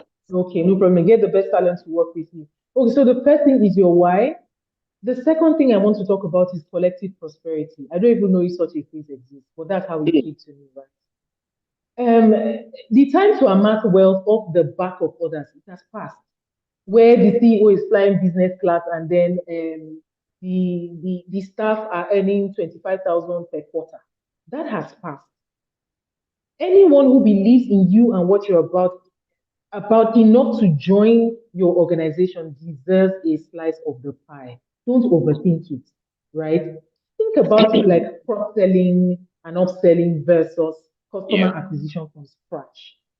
If I already have a slice of the pie, it's easy for me to travel with you no matter how long it's going to take. I understand what the journey is about, as opposed to me popping out of the system and popping out of the system, and then you have to now go out and look for somebody else who believes. So I think the collective prosperity is important, and you want to think about how stock options, um, bonuses, commission, whatever, however you want to design it, just make sure that a lot of the profits and the abundance that comes from the sweat of the people who are working with the organization makes it back to the people who are contributing to it. And then I would strongly advise anybody who has a business and is on this call that you should hire for curiosity, hire for grit, and hire for drive. I have done a lot of hiring. I've done a lot of sitting on panels, and I am shocked at the number of people who are taken by Ivy League CVs. I don't have anything about Ivy League. I have a few of them myself, right? Taking, they're just, I don't know if it's complex or something, but somebody says, I have this degree from Harvard, and then that's where you stop asking questions and you just give that person the offer letter. And then the person now stumbles on one problem in the business, and the next thing you see, dear hiring manager or whatever, I hereby tender my unreserved resignation for that, because there's no grit, there's no drive, and then there's no ability to follow through with things that they started. So hire for curiosity. If you find an employee who is always stopping by your door to ask why, embrace that person. It is people that care, that are curious, right? I agree. Then grit means that when they encounter temporary setbacks, they don't give up. They find a way through, over, under, or the problem must shall be solved. And then drive means they don't wait for you to tell them what to do. They're as passionate about the problem as you are. Technical, I'm neither here nor there. Like it's not an either or. Technical competence, as far as I'm concerned, should be a prerequisite. But I find people sitting on panels looking for technical competence. I can hire anybody with no. I know that there's some level where you begin to really look at technical competence. But for me, just give that person the free Google course on project management, and in 6 months, the person has become a project manager. But a thief is a thief, whether he knows project management or not. So focus on the fundamentals. That's what I would advise. Yeah, I'm not sure if I've really spoken to it, but yeah, these are the things that come to mind. You have really done justice to something that I wrote on Facebook about 3 or 4 weeks ago. I said, I look for curiosity in people that I want to hire. I think I wrote curiosity and a few other things there. And the essence of that is, leaders are curious people by nature. Whether entrepreneurial leader or business leader, they are curious people. They are learners. So I hire for curiosity. I hire for learning capacity. When I see someone that is always wanting to learn more, I literally want to hire them, right? Yeah, I mean, of course, there is the other side of that where they always want to know a lot, and then they move to become generalists, right? But I can always feel that challenge in people. But it's very essential that people hire for curiosity. And then on the other side of things that you mentioned, the why is very important. As of today, I know I can't pay a developer 1.5. I can't pay a developer 2 million naira right now as a tech person. You understand? On a company that have not raised maybe $1 million, right? But the why will be. But I'm interested. Let me tell everybody on the call this, just to support what Naomi has said. This year, go for good talent if you want to grow. Go for good people and go for good talent. Curious people, those that will give you, in quotes, both peace of mind and ability to solve problems. Because these are people that can eventually become leaders, that can eventually now come on your platform, and you can recruit people under them to grow the organization. Because there is no scale without people growth as well. Technology. Sorry, can I just quickly add something? Sorry, I just want to quickly, because I think it's critical, right? I've seen a lot of hiring errors that are made because of this. And it's going to sound counterintuitive, but Let me say this. Sure. Hire only if you can travel together, align with the intrinsic motivations of the job seeker. This is what I am trying to say. Yeah. If somebody is passionate about fashion and you own a fish farming business, you are not traveling, you're not going down the same road. And I've found a lot of people who will still hire that fashion designer to work in the fish factory or whatever that is, and expecting the drive, the Yeah. growth, and whatever. It's not going to work. And this is how I put it. A lot of the time, when you're having conversations with people you want to bring into your team, you want to know why you should hire them. Yeah. But I would rather you go into those conversations as if you are the one who is being hired. So you want to find out if you are a fit for where that person is going. The Yeah. likelihood of them spending time with you increases exponentially if Yeah. you tie your business into what they already want. So by Amazing. being selfless, you are being selfish because it's going to be difficult for them to move when everything they are looking for is already what you have. I Amazing. just think it's important to add that That in there. that is very serious addition there. There must be what we call alignment. I think that would be the Yes. underlining. There must be that alignment, right? A young man told me and said, OVA, anywhere you're going, we're going together. I'm like, what have I done to you? And he has been with me for 3 years and is not planning Yeah. to leave anytime. So yeah, I mean, there are people like that. So very, very important. I want to take us a little bit away from the talent conversation. Again, everybody, the essence of this conversation is to look at diverse areas for the whole year, right? For your growth. How can you drive growth? Strategy for driving growth. So I will move from one point to the other. So don't worry, but the goal is to help you to get all the perspective you need for growth. Now, every single one of you on this call, as you're in the chat session, you can actually start pitching your business and mentioning what you do, what your product is, and what kind of partner or client you are looking for. So everybody, you can feel free to do that right now in the chat session on the chat, either here on WhatsApp or on YouTube. I want to believe that people will scroll through and look at what they need or what they can supply you, and exchange of value can happen. This is the time to do that, right? This is where you get to do a virtual pitch, just a short 50 words conversation. This is who I am. This is what we do. This is what we supply. This is what we're looking for, and all that, and so on. Then I'm going to go to Babatunde right now. And I want us to take a look at something around reinvestment of profits. Everybody teaches that, or every financial expert teaches that. Once you've made some money, return all the money back in there. Don't spend all the money. Don't do this and that. We do a lot of things around that. We'll talk a lot around that. I want you to guide our people, if they want to, let's say, grow this year, how should they think around reinvestment of profits? And should they reinvest back into the business? Should they invest in maybe shares of other organizations, like maybe Transcorp Hilton, to be reserving that for them? What are your thoughts on financial management of a brand, and how can they grow their income using their own, how can they multiply their money? Let me put it that way this year. Babatunde, if you can take us on that journey. Okay. So that's a very interesting question. Yeah. That I would say is a bit subjective, and should I say a bit situational too. So when I say situational, it depends on your situation, right? Reinvesting profits can only be done when there's profit to reinvest, right? So we're talking about the companies that couldn't survive because of poor revenue. Not to talk of profit.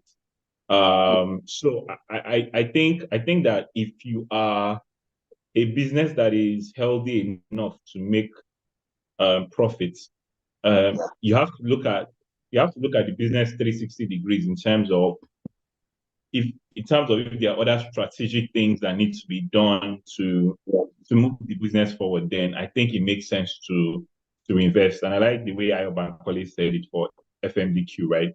They were not profitable initially because they were reinvesting a lot of the money for some big strategic things, right?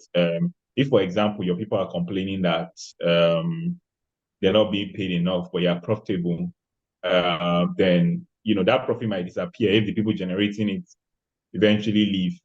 So if you increase your salary, will you still have profit?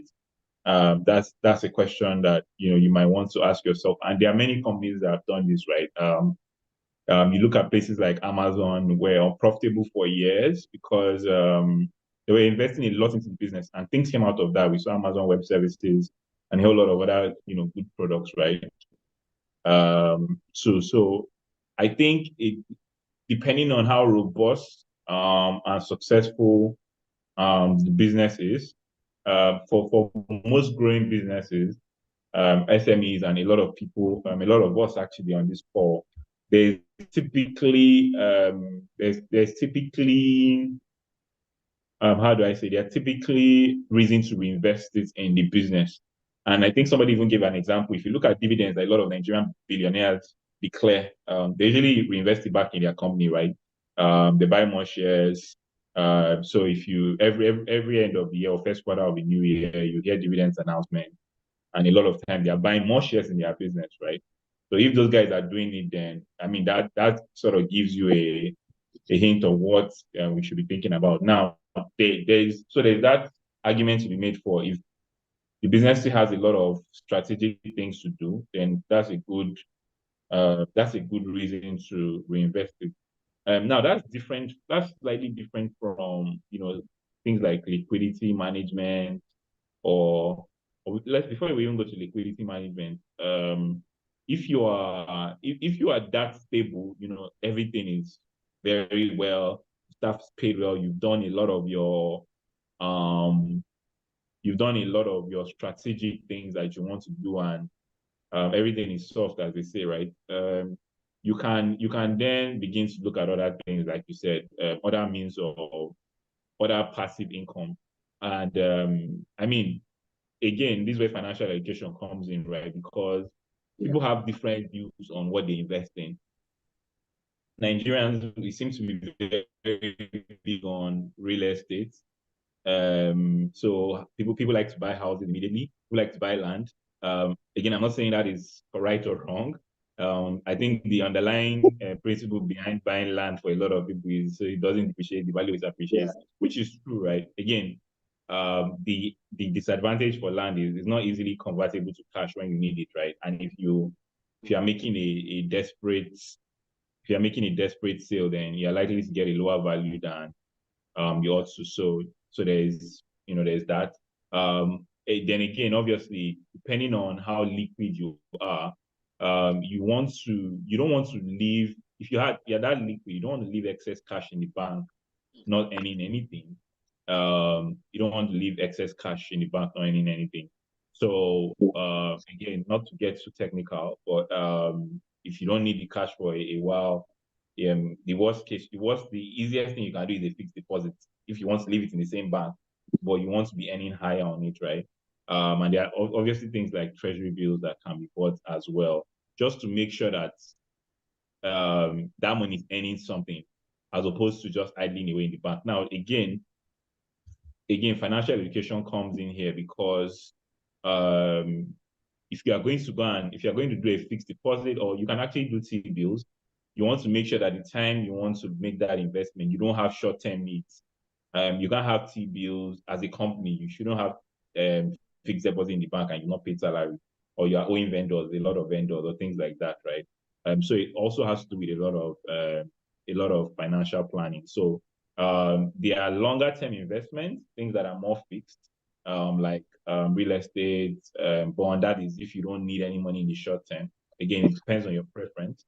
So bonds, real estate, and whatnot. But more short term things are more things I've spoken about, treasury bills, and you can even go to the stock market, like you mentioned. But I mean, again, the stock market there's no guarantees. The equities, shares go up and down, so nobody can tell you your ROI is going to be 25% or 30%. You can make 100. If you look at the stock performance, a lot of stocks did 200, 300% last year, right? So you can make 200%, you can make 300%, and you can also lose the 100% too.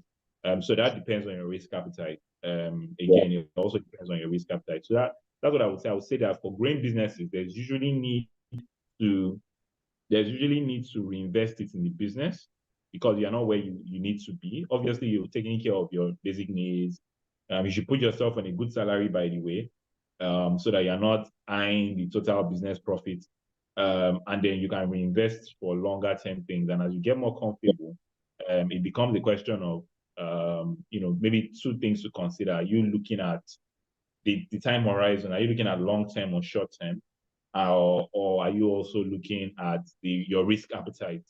If you don't want to take any risk, you just go and do fixed deposits, you can go and do bonds, you can do treasury bills. But if you have appetite for more risk, you can go to the stock market, local, foreign stock market if you want to.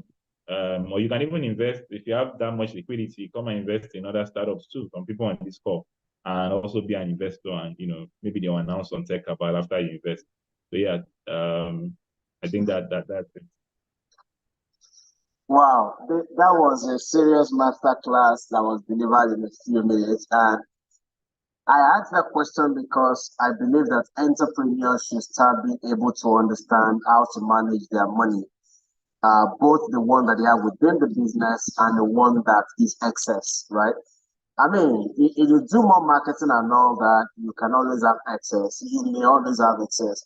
And if you have it, how should you manage it? I want to believe that people have learned from what Valtteri said. And the number of those things struck, they strike chord because you want to look at a situation whereby somebody goes, so everybody saying, go and buy land, go and buy land. So I remember there was a mentee of mine that walked up to me and said, I have excess, is it 4 million naira at that time?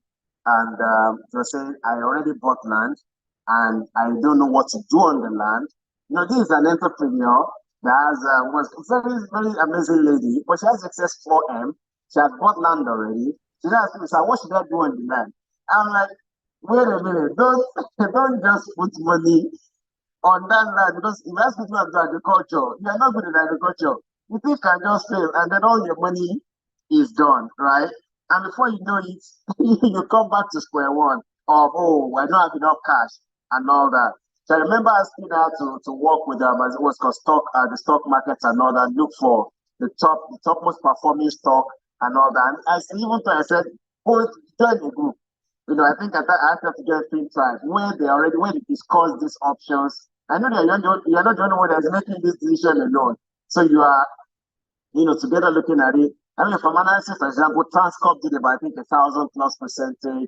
I think about 2 or 3 of those brands usually do some.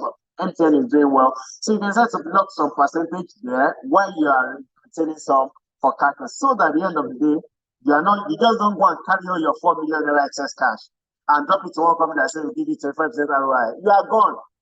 Practically gone. Don't so not say it's even safe to an extent, Abi.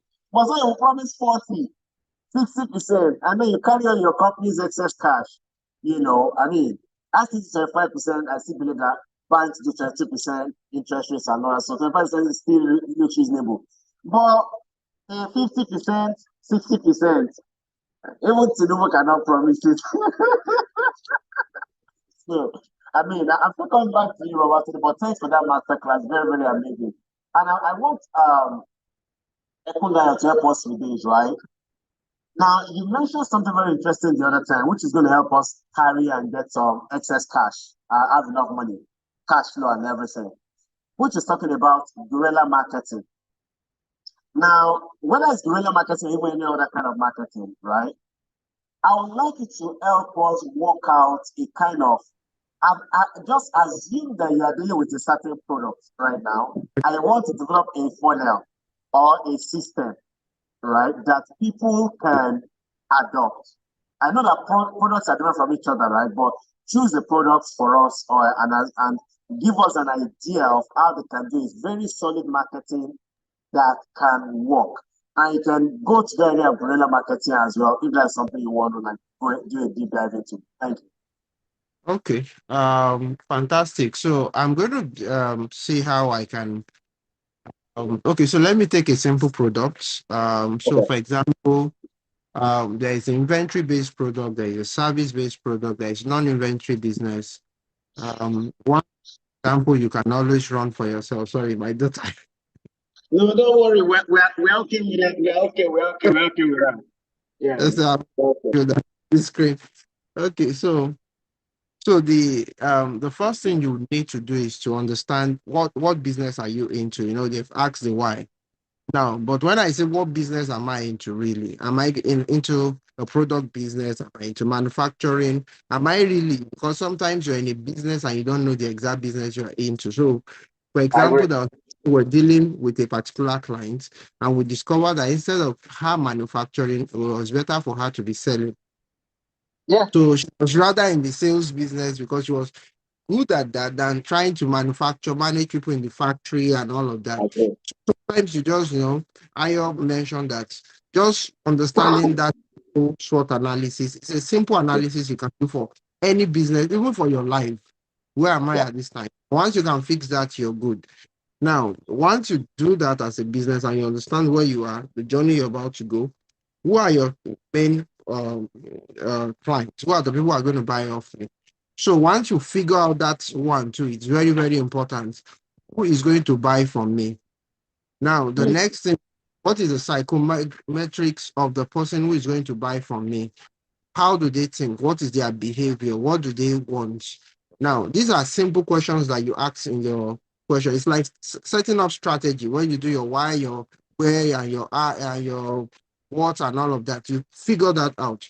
Now, the next thing is what size is this enough for us to make the kind of money we're looking for? Now, when you figure out all of that, then you now come to marketing in itself. People will tell you about branding. Branding is fine, it's good, it's part of what we make. If I sit down with the branding person, they'll tell you all the stories, they'll tell you about advertising, they'll tell you all the stories, tell you about marketing, then they'll tell you about sales. Now, is the number of clues that you're looking for now. How many closing can I do? So I give you a very practical example. In 2019, there was this phone that started coming into the market at that time. No, it was 2000 and no 2019. It was that period where they were doing MMM. I can't remember that year again. Now, Yeah. but what did I do at that time? They were selling these phones that are just desktop phones, nothing, no special SIM, nothing on it. Just put a SIM and then the phone started working. It was a desktop phone. I was getting it at the market at 7,000, but because I have a huge mailing list, I was selling to my mailing list at 20,000. I sold almost 1,000 pieces of those phones.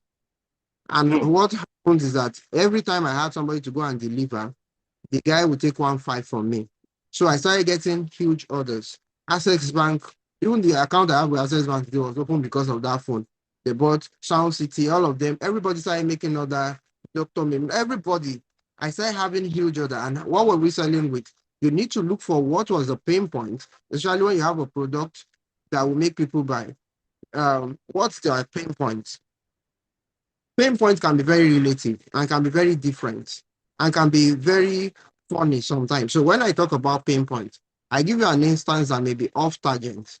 So we're selling for a particular bar soap, a very popular bar soap at the time. And we saw that in the middle belt, we're making a lot of kill. We're making a lot of sales in the middle belt. So they went into the market. They did some sort of marketing analysis, check the market. Why do people buy kind of stuff, survey, and they discovered that in the middle belt, people were buying that soap because of the oily content. They use it for fishing. So they tie it to their fishing nets, and the oil content starts coming in, dropping along the middle belt. So they were having a lot of sales in Kogi, in Benue, in Niger. There was a lot of sales along the river shores because all the fishermen were using it as bait instead of bathing or washing or whatsoever. So you can say you're making a lot of sales, but that was not the right audience. So you need to also look at your product and say, okay, who are the people who are going to buy from me? Who are the first people who do off taking? Who are the first people who can be on retainership? The biggest thing you can do to your business to make a lot of money is to get a retainer-based deal. Once you get a retainership, you can predict your income. Even churches, when we do design for church, we do retainership model in terms of income generation based on tithes. So when you're done with all of that, then you're now looking at what is your cash flow, what is your cost of customer what is your cost of product to the market, advertising, marketing, and also logistics.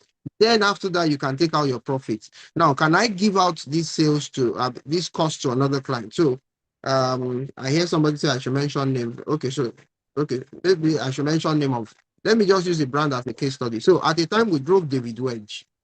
There is a clothing brand called DW David Wedge. And what we did was there was Kemu, there was Konga, there was Jumia. It was the entrance into the market then. But Jumia and all of them were willing to give us a lot of advertising revenue, spend, if we are willing to give them more percentage over profits. So instead of selling a product at 100 naira, we move the product to like maybe 120 naira, knowing that by the time they are asking for their own percentage, we'll be able to give them 20% or 10% of our costs. So after we did all of that, we noticed on all their emails, top of mind, in all their banners and everything they were doing were top. And you know what? We did a lot of sales. We sold over 11,000 items that particular year. Wow. Over 11,000 items were sold. We had a lot of returns to, the normal people say they don't want, the size didn't match and all of that. But those 11,000 items was a signature sales for us at that time. Why? Because we were able to cross a deal. The inventory was not on us. The cost of logistics was not on us. Cost of advertising was not on the product. We were only in the supply of our goods business. So understanding how that works is very, very important. There was a time we also worked with a water brand, which was in the north, and we had to get banks, get some of the financial institutions to sign a contract and say, you know what, we're going to be supplying you this volume of water, this number of bottles, over this number of period, and at a very discounted rate. So you won't need any of these middlemen to supply you this. So if you say you want 1,000 pieces of this bottle every 1 week, we were able to do this. Now you also want to look at the number of closing you can do. So I'm already going to some technical part of those marketing stuff. But for the regular in marketing, which includes your adverts, how to count your numbers, and you do ad placement, product placement, guerrilla marketing, and all of that. Now, I can also give you some bit of numbers in that case. So, let me see. Give me a product I can just get off my head. So, because what every brand measures is different. For example, when we were running campaigns for Unilever, running for likes of Chivita and all of that, what their metrics or measurement was totally different from what a smaller business was going to use. So for smaller businesses, they want to see the number of sales that was done based on the advert spend that was made, based on the number of, so we spend $100,000, how much are we able to make, and are we able to make back our advert money, and how much closing, and what's the difference on it? That's what they want to see. But for solid brands who are already existing in the market, what did they do? They were looking for vanity metrics, number of comments, number of shares, number of likes. That is not sales. That's not marketing. That's not money for you as a business. Now, there are also metrics that people use in our market that doesn't make sense, especially when they go and raise money. They're acquiring numbers and don't have engagement. Your product is meant to have engagement, especially when you have a fintech product. So, for example, when we started out, we started a company, and all we were doing was to lend people 5,000 micro lending and all of that. We saw that we needed more revenue. After some time, we switched into savings. So we had another line of business, which was from petty cash. We moved into pay my rent. And pay my rent was, people were saving rent with us. Now, that funds that was coming in was at a particular rate. And then we now use that to do for rent on the other side. And that's how this thing works. So understanding that logic, because our cost of funds was high and we're not able to raise money like the regular people just go and raise $1 million and all of that. I have always believed in high bootstrap. And when I mean high bootstrap, I put all I have to put into it, and then the results must be very, very high. You must be able to get a lot of incomes because the numbers must be closing every day. So put people on the street, put people on the mark. people on the calls, let them close, let them get into meetings, let them get things done for you. Now, beyond that, the kind of products you also want to start building post your existence is very key. For example, we're talking about, I hear about land and all of those things. Now, how did I break the cycle of paying salary? So I'll give you one of the things we did was that we went into cash flow real estate. Now, cash flow real estate are things like Airbnb. So we got cash, we got a lot of revenue that year, and we got involved in Airbnb. We know how much our numbers will be every month, right? We know what it for us. Now we're able to predict that, okay, this Airbnb is going to give us 2 million every month. But what's our total head? Is it going to be 1.5? Is it going to be 1.8? Now I'm not using my business money to pursue how to pay you salary. Wow. I can hire and fire because your salary is not dependent on your performance.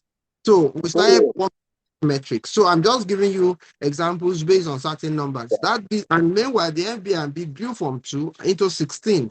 So being able to predict how that pattern goes, and you're not willing, because if the owner of the business is very hungry, the business will never grow. Because most times you have to pay your children's school fees, pay your rent, pay your movement and all of that from the business. Your business will probably not grow except you have a high cash flow business. And that's why people really get into that problem. So I went to meet a mentor one time. I started a platform and he said to me that too much money can kill your business. I won't give you money. I think you have enough money to run the business. Now, I started bootstrapping. What it means also for that business was that beyond the fact that we have other cash flow, the business can predict our own income. So at the end of the month, when we look at the business line, we look at what we're doing, we're able to say this is equals to A, B is equals to C, and this is where we didn't perform well this month, and these are the people who can yank off. Now, we also now scale the business out of accidental discharge. So I give you an accidental discharge. In 2019, I was in the US, and my cards were not working. I was in New Jersey, and I needed to make money. I tried to get money from everybody, it was not working. I sat down on my laptop, went on here, and sent emails to about 400 churches that were in the neighborhood, telling them that we can do graphics for them.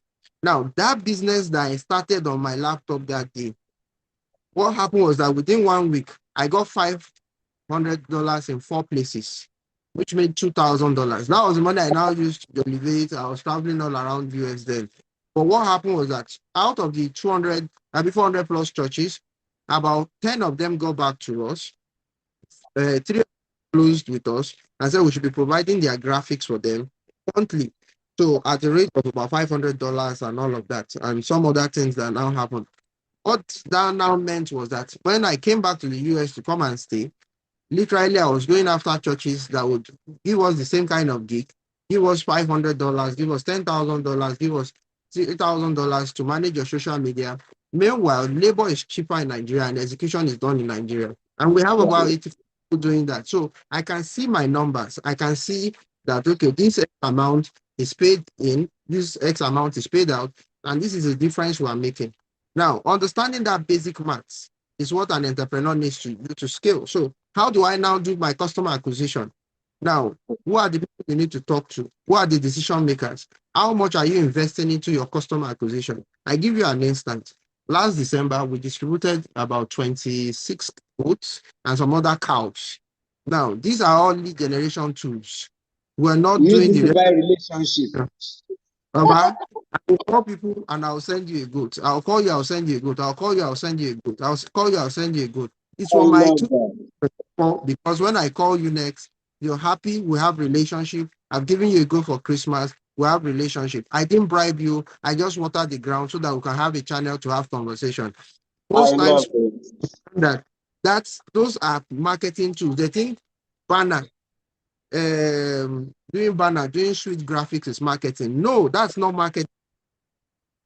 So understand what gets to the heart of the customer and doing conversion is very key. I was talking to a client at 4 a.m. my own time here this morning, and he was showing me, look, we are killing your goat. Look at the goat.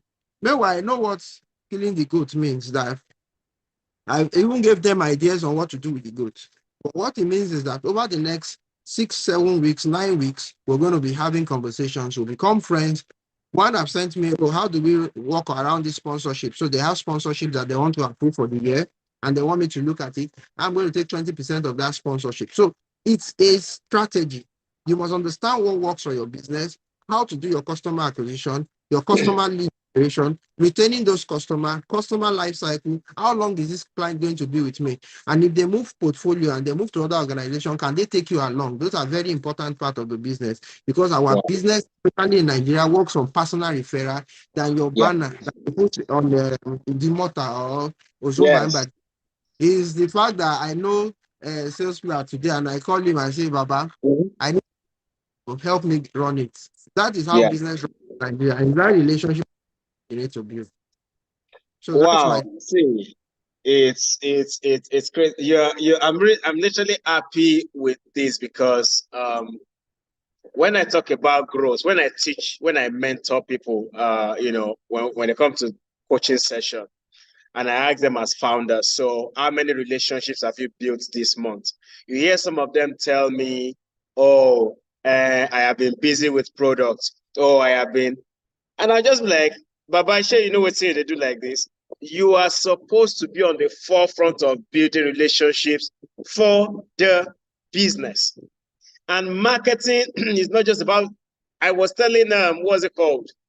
So when a section, Muiwa of TechPoint, was ask a question. So it's part of the founder-led sales, right? That for those of you on the call, I have a training program called Founder-led Sales where we teach people on how to sell.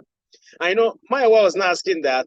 How do we go about that? What are my thoughts on B2B email marketing and all? And I told him, I said, see, B2B is a relationship game.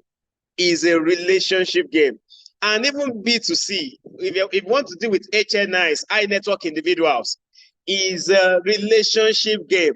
No HNI will click an ad on Facebook or this and that. They may just to know what you're doing, but they do business based on relationships. So you want to work with HNIs, you must be able to create those relationships. Someone just telling you that I distributed cow and goats in December. He did not bribe, but he's wetting the ground. So let me define marketing for people, right?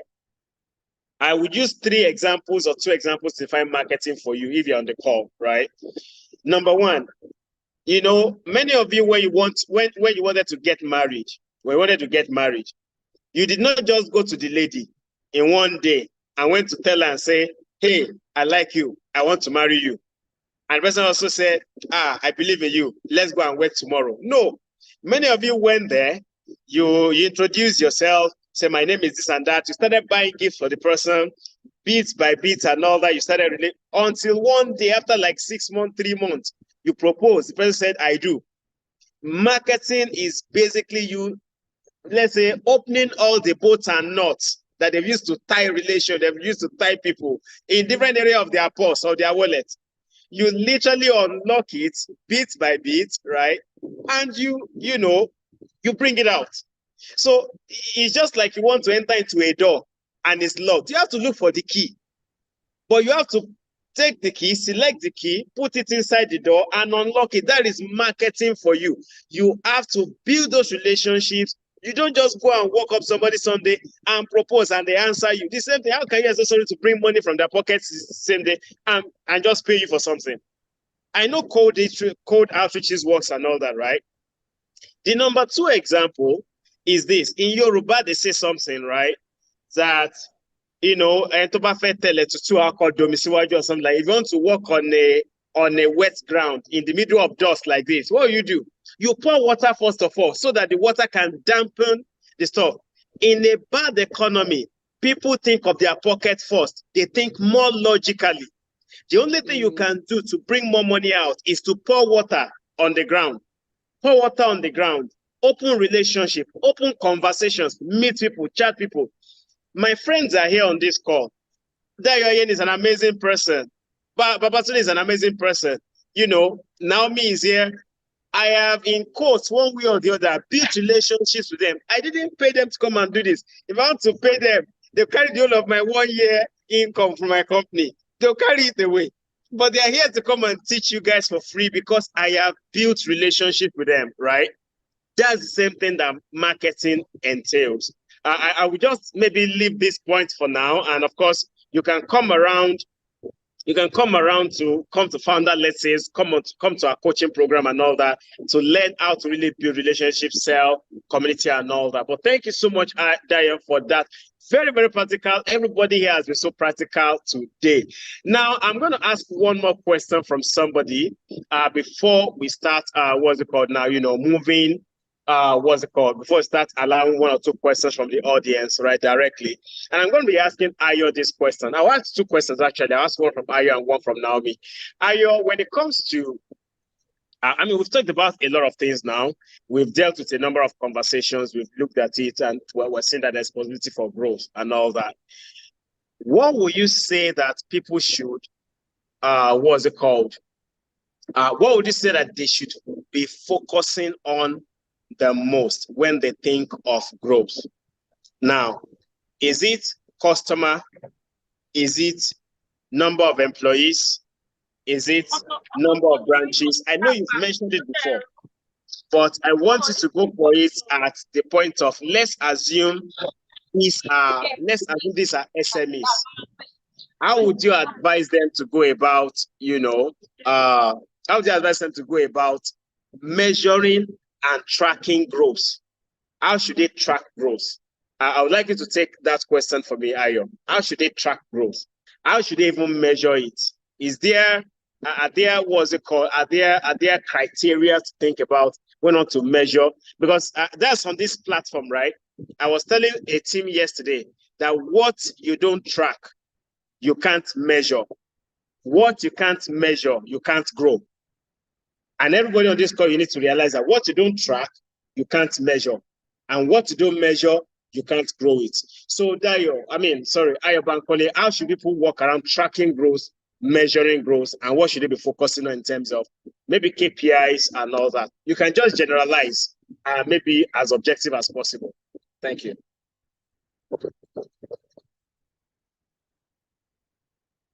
Ayo, is Ayo Bankole there? Can you hear me? You're muted in case you're talking. Let me see. Ayo Bankole, are you there? Oh, okay. I think he's disconnected, most likely. Okay, so let me go to Naomi because I have this question for Naomi. So if she is if Ayo is able to come back on board, I would ask that question, right? So Naomi, let me ask you this, because as we round up before we have the individual questions, right? When it comes to investment in talent, as of now, people are scared of it. I believe that talent investment is an element for growth for 2024. You cannot afford to go with people that do not know, or people that are not at your level of thinking and all that. But you can also train these people and then they leave, or they become bigger than you. How would you say that companies should balance investment in talent as far as this year is concerned? Talent investment and growth. Yeah. Okay, so the first thing I'm going to say is, because as far back as 2012, I remember I was operationalizing a unit in an organization, and part of my budget for how to get the unit up to speed and cohesive was that they needed to be trained, not upskilled, but everyone just needed to be on the same page regarding what that organization needed to do. And I remember that the CEO of that organization asked and told me that she doesn't train her staff. And I asked why, and she said, they just leave when I train them. And so I countered that by asking, so what? You don't train them so they will stay? It's the equivalent of cutting your nose to spite your face. The only option for any business owner on this call, the only option for you is that the people who are working with you must have the competence, must have the capacity, must have the skills, and must have the resources that they need to succeed. If you want them to fell a tree and you have given them a pair of scissors, it will take as long as the pair of scissors is going to take to fell that tree. If you want to be efficient with your operations, then training for the people who you bring into the organization is not an option. Training for the people who are in the organization is not an option. At the beginning of 2023 or the end of 2022, we didn't have ChatGPT. And then we woke up in 2023, there was ChatGPT. We slept and woke up, there was GPT-4. We don't know what we're going to have this year. And every time you have the pace of disruption is too much, it's too fast for a lot of talent to keep up with. So you, as the owner of that business, need to spend some time thinking about what your priorities are and to align everyone else along those lines. Now, it's easier said than done, right? Because I mean, yes, they need to be trained. Yes, you need all of these skilled people and all of that. Then you ask maybe a training provider to give you a budget, and that budget is the equivalent of your 6 month cash flow. So you also need to get creative around how your people can train. It's the same reason why I say that you need to hire for curiosity. I'm sorry if I sound like a broken record. You know why? People who are curious take responsibility for their own learning. So they know that you told them to move from point A to point B. And the resources that you provided can only get them from point A to some place, but not quite point B. A lot of the time, when you have curious people, they look for the resources to help them complete a task without coming back to you. I don't know if you get what I'm trying to say. So first of all, let the constitution of the person who is coming into their organization be one of curiosity, be one of continuous learning, be one of continuous self-improvement, so that it reduces the amount of weightlifting that you have to do. The second thing is you can also look for resources yourself. I'm in a space where we design there's a lot of learning experience design going on. And I just wish that a few of the people who are on my program team were a bit more grounded in learning experience design. Yeah. And in my search, I found a really good 3 month course where you didn't have to pay a dime for learning experience design. Of course, I sent it to them and told them, you absolutely need to do this. And they're on that course, for an example, and I'm not paying so much for that. So you can curate resources for the people who work with you that cost you maybe $10, $20, $50K. That doesn't break the bank, right? And again, let me just reiterate that you don't have a choice, because people who are not trained, people who are not equipped, people who are not capable, you might see it like you're saving money, but you are losing money. For every losing money, I agree with you. That they don't know how to close when they're in a meeting room. For every second that if it takes them an hour to do something that should take them 5 minutes to do, you just paid for 55 minutes of nonsense. Exactly. So if you want to be efficient in 2024, you need people who know the shortcuts on the keyboard, the shortcuts in life. And I don't mean take shortcuts. I mean, okay, what is the quickest path from point A to B? You need that as a business. And I hope that answers the question. It totally does. It totally does. And that literally, I mean, I wish you have time. Honestly, there are in-depth, and this is why everybody say this does not end here, right? This is just the start of a number of conversations for everybody. This is just the start. I wish we can go deeper into the convention of talent and people, but we have a series coming up, People and Growth, and it's going to run through the year on Sales Plus platforms. It's going to talk about people and growth, and we're going to be going deep in that. Naomi definitely will be on that panel a number of times. And then we're going to be having a number of paid master classes as well that people can actually come into and get to learn a whole lot, right? I want to believe that people can agree that we have not even gone deep into these conversations. I wish I have enough time for Babatunde tonight. I wish I have enough time for a lot of people, but we have a hard stop for 10 o'clock. So I will take some questions that have been put in the group, and then I also allow some people to ask questions. But before I read the ones in the group, I think we have 2 questions. One has been dealt with already, the guerrilla marketing one has been dealt with. But there's another question that somebody asked. And I actually want 2 people to answer that question. Very important. Peter Odion asked on the group, which is something that Dayo Ayeni mentioned, where he said, if there's too much money in the business can die. Let me read it again. It says too much money in the business will kill the business, right? Yeah. I want Dayo to talk on it, and I also want Babatunde to talk on it because I want the two different dimensions on that. So let me have Dayo first, and then Babatunde after. Okay, so Olatunde is expert, money expert. So while while just trying to answer that question from experience and from the relationships I've had. So there is something money does to, especially founders, if you're not careful. It can kill, especially when the money is coming at a very high level. And I'll tell you, based on personal experience, there was a time we're making money, and when I mean we're making money, I did one transaction and I remember I drove to, they paid us the money on a Friday, and on a Sunday, I just drove to VGC. I said, I want to buy a house. That was how much money we made. And because there was no control, there was no gates, there was nobody telling me this is now how to spend your money. And at that point, we're still in the early phase of the business. Lucky enough, I came back that day and my wife was the one putting caution on me in a way that no, still wait. And on the Wednesday, we're supposed to have a meeting with Christopher Collade and some other people. And then Christopher Collade said, hey, let's look at your books again. And when I told him, he said, so you have to yourself on salary. The way you are going, very soon you the way you are taking the money. But now, use your drive. Money can make you misbehave if you are not careful. If you're not careful as a business owner, you begin to say what you're not supposed to say, go to places you're not supposed to say, go to, and then you begin to acquire liabilities instead of assets. So as it begins to come in, if the business, especially for people who run service-based business, the first lesson I learned from my mentor was that start acquiring assets that will create cash flow, because your service business would always have a downtime.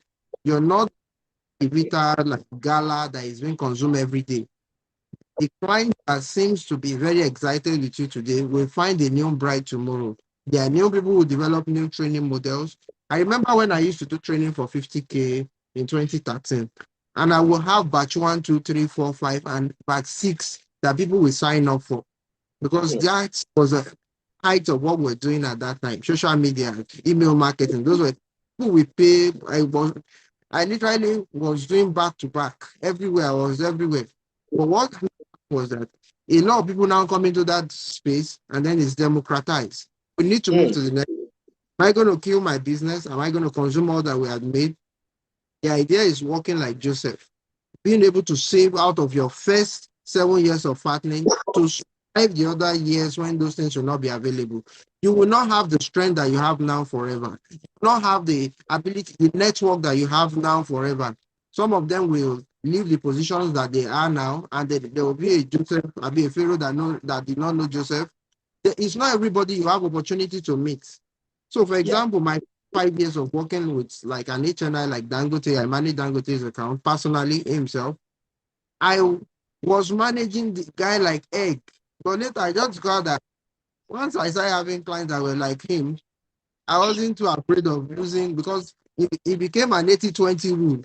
Initially was my 8% revenue. Working with him, his children, every time I'm there, money, it's like as if I was working in their office. But later I discovered I had other people that could pay me something similar. Then the revenue changed. Now, but understanding that cash flow can either make you weak, can make you pay people unnecessary salary, can make you kill your, like our business, our salary model that we had to adopt at a point was, we have moved from that, so I can share that now, was that if we plan to pay you 100,000, guaranteed, I give you 40,000. The remaining 30,000 is performance based. Or we flip it for you if you're an operations person, you're a graphics and all of that kind of person. 60,000 is guaranteed. Then your 40,000 is 10,000 every week for the 4 weeks you're going to work in the month. Now, when we check in the first week, did you meet the metrics and all of that? People in account and all of that know what to do. The CEO and all of those that do all those things, they know what to do. They will take out or add to your money. Then we now do profit sharing, because the kind of business we were running at that time was an ESOP-based business. When I mean an ESOP-based business, every time we acquire a big customer, it pays us 40 million, it pays us 50 million, it pays us 100 million. Some pay us almost $1 billion. And then what we're doing is we're on that project for 6 months. We're paying salaries and doing things. And by the end of that project, you are just making a revenue of maybe 4 or 5 million. You think you made so much, but you use the money to pay revenue, salaries and overheads and all of the costs that comes with the project. So what we now did was, at the end, we will do profit sharing, but your salary will be very small. So a project, and the project went very well. Like this last December, people got $2,000 as take home for Christmas bonus because of the kind of project they did in the US. And saw what it was $2,000 over 2 million for somebody whose salary was just about 400. So they understood that that's how we share this thing. So it is kind that you must understand in the balancing. But sometimes you can decide to go and hire somebody because he's a graphics guy, you hire him at 400,000 and your business is built in. Instead of hiring him at 100 and say, look, this thing, once we make more money, we're able to do this. Because I see startups make that mistake. Once they get big money, they go and take somebody from. So another problem, like when we talk about talents and the business and the sales side, is the fact that you go and hire head of marketing from Guinness, whose budget originally is $1 or $4 million every year. Yes. And you want to bring the person to your business that nobody knows, and your marketing budget, the guy will do billboard and will not perform anything and will collect your money. now. And once you have volume, start diversifying. Don't stay in one line of business. I've not seen anybody personally that is a multi-millionaire or a billionaire that does one business. All of them multiple things that they do. Every time as I follow them and I ask questions, I was talking about Banner the other time. The guy has 16 lines of schnapps and all of that, car and all these whiskey and all of that. When he saw those ones were not selling at the level he wanted to sell, he went into energy drink. From there, they move into other things, bitters and all of those. And those are the things that the layman or the guy at the junction on the streets is going to consume. So you need to say, okay, is this thing really working for me? We take out from the money on the business, you can experiment. I invested in other businesses along the line, and those ones too are also giving us revenue. So too much cash, in my own conclusion, can actually kill me. Because I tell you what too much cash has done for me. I made one money. I went to an hotel. I was paying 200K per night for 30 days because I just wanted to feel myself. I went to buy a brand new car at a point, brand new, because I just wanted to feel myself, put police, all those things. Because I just wanted to feel naughty. I wanted to know what those guys felt. And it didn't make. But along the line, you catch yourself. You are a founder and CEO. Your staff are looking at you. And sometimes those things can even distract your people. Immediately I left the country when all my staff started leaving because they saw that, they felt I was living a better life outside the country. Everybody started protesting. One still came to my house here. She now lives in Houston. So you can imagine how that thing is moving rapidly because they will follow the head. And they just feel it's because you have so much money to play with. Wow, that is a whole lot of perspective. And I mean, I won't say I've been there because I think my mentor did something crazy to my mindset when it comes to frugality and all that. So you kind of have, I mean, people on this corner, I'm still looking for money actually. So I don't want to say you kind of have money. Anyway, let me ask you about today. What do you think about the side of cash in the business? Do you think too much cash can kill a business, or do you think? What are your thoughts on it? Yeah, certainly. I mean, in most cases, too much of everything is bad, right? And the key word is too much. So I mean, he has said practically everything. I think I would just try to come from. I'll just try to look at exploring a slightly different perspective because I said a lot of the things that are on my mind actually.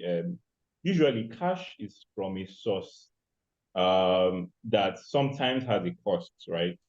Not every time. So if it's from customer money, then maybe not so much.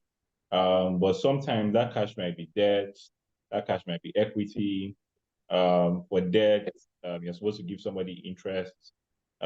For equity, it means that you have investors they're accountable to.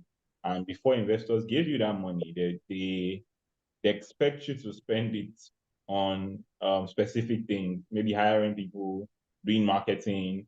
So if that cash is sitting idle, if it's equity, it means that you're not probably sweating it as much as you should for the purpose that it was given to you, because you would have shown what you're supposed to be spending that money on. If it's debt, it means you're incurring interest if it's sitting idle. If it's customer money, again, it depends. Like Dario had mentioned, you might need to be executing a project with that money, right? So there's usually going to be a cost. So what's the opportunity cost of you leaving that money idle? That in itself is something that might hinder you from achieving your objective. And to sort of summarize a lot of the things that I also mentioned, when there is a lot of money, it sometimes limits your resourcefulness and creativity, right? In terms of what you can do. People tend to want to throw money at every problem. But a lot of problems don't even require money to solve, right? A lot of problems. I think one of the very good examples I can think about is part of why SpaceX, Elon Musk company, part of why they made space travel so cheap. They had that was their objective, right? But on the flip side, they had really limited amount of money to spare in the early days, right? So they were being very creative with what they could get. So if there was a particular metal where they said, oh, this is space grade, NASA buys it for $1 million, they'll go to a store down the road, buy it for $5 and rework it, do the engineering, do the physics, and put that part in. And then, improvising like that made those rockets cheaper, much cheaper than, the things that NASA were building and, other aerospace companies like Boeing and co. So it brings out the resourcefulness in you. It makes you more creative. And of course, usually, like I said, cash usually has a cost. If it's sitting idle there, there's probably something you're not doing with it, and you're really just losing value for it. And if left unchecked, that thing might eventually end up killing your business. Yeah, so I'll just stop there. Thanks, Victor. Yeah, I mean that is really, really amazing. Thank you so much for that perspective. And again, it's been a very interesting one. I can't thank my panelists enough. I know a number of them have a hard stop. It was really, I mean, it's a whole lot to get many of these people to spend 3 hours of their time investing in people. Like, it's a whole lot, right? I know what it takes to get me for 3 hours. And I know what it takes to get Babatunde for 3 hours, or for, Ayeni for 3 hours, or Ayo Bankole for 3 hours, or Naomi or Sheon for 3 hours. It is not an easy feat, I can tell you that. And they have literally just, let me say, we use the word both honor and, on the other hand, just, value, relationship for them to be on this panel. And I appreciate and celebrate you all so much, so much, so much. I want the individuals on the call to, I want the speakers to plug in, to actually just talk about what they do and what they can do for businesses. I know that Babatunde would like to speak about Sycamore, if you don't mind. I'd like to talk about Sycamore and how business can access finance through Sycamore. Even maybe not fine. We have freelancers and everybody here that actually can use Sycamore. So will you mind talking about Sycamore, and what made you the products and how people can literally get into work with you this year? Right. Thanks. Thanks for the opportunity, Victor. Yes. So, Sycamore is a peer-to-peer lending platform. So what we like to say is we are built for financial empowerment, right? So from as peer-to-peer, you can either lend or borrow from the platform. So if you have cash to spare, like we had mentioned, don't leave it idle in the bank.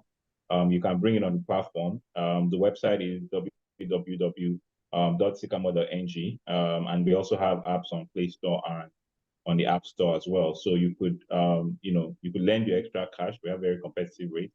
You could also get loans, obviously.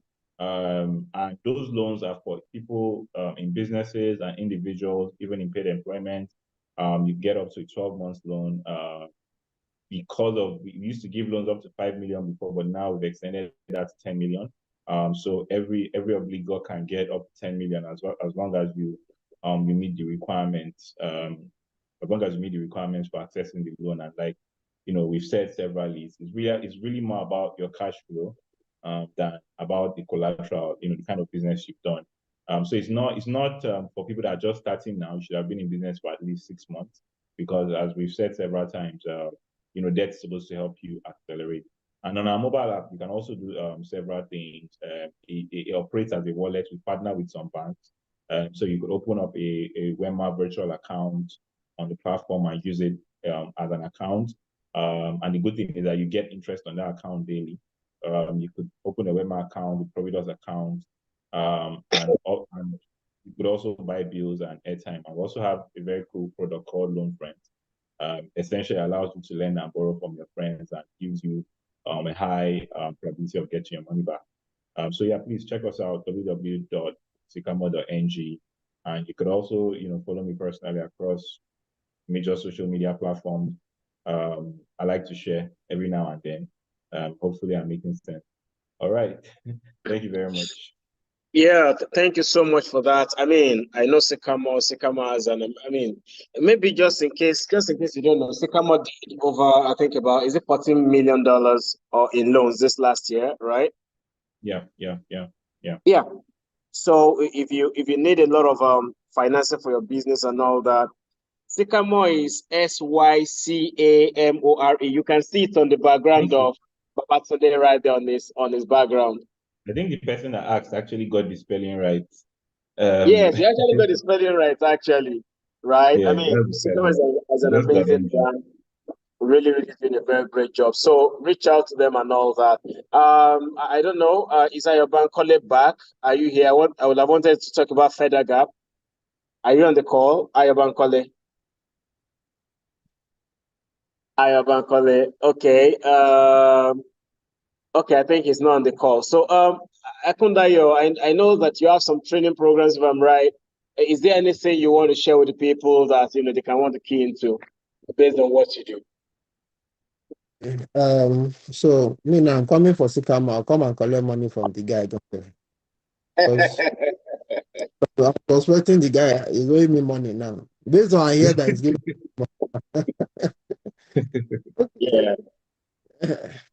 So, a few things. So we run a digital marketing agency who has had extensive work across many channels.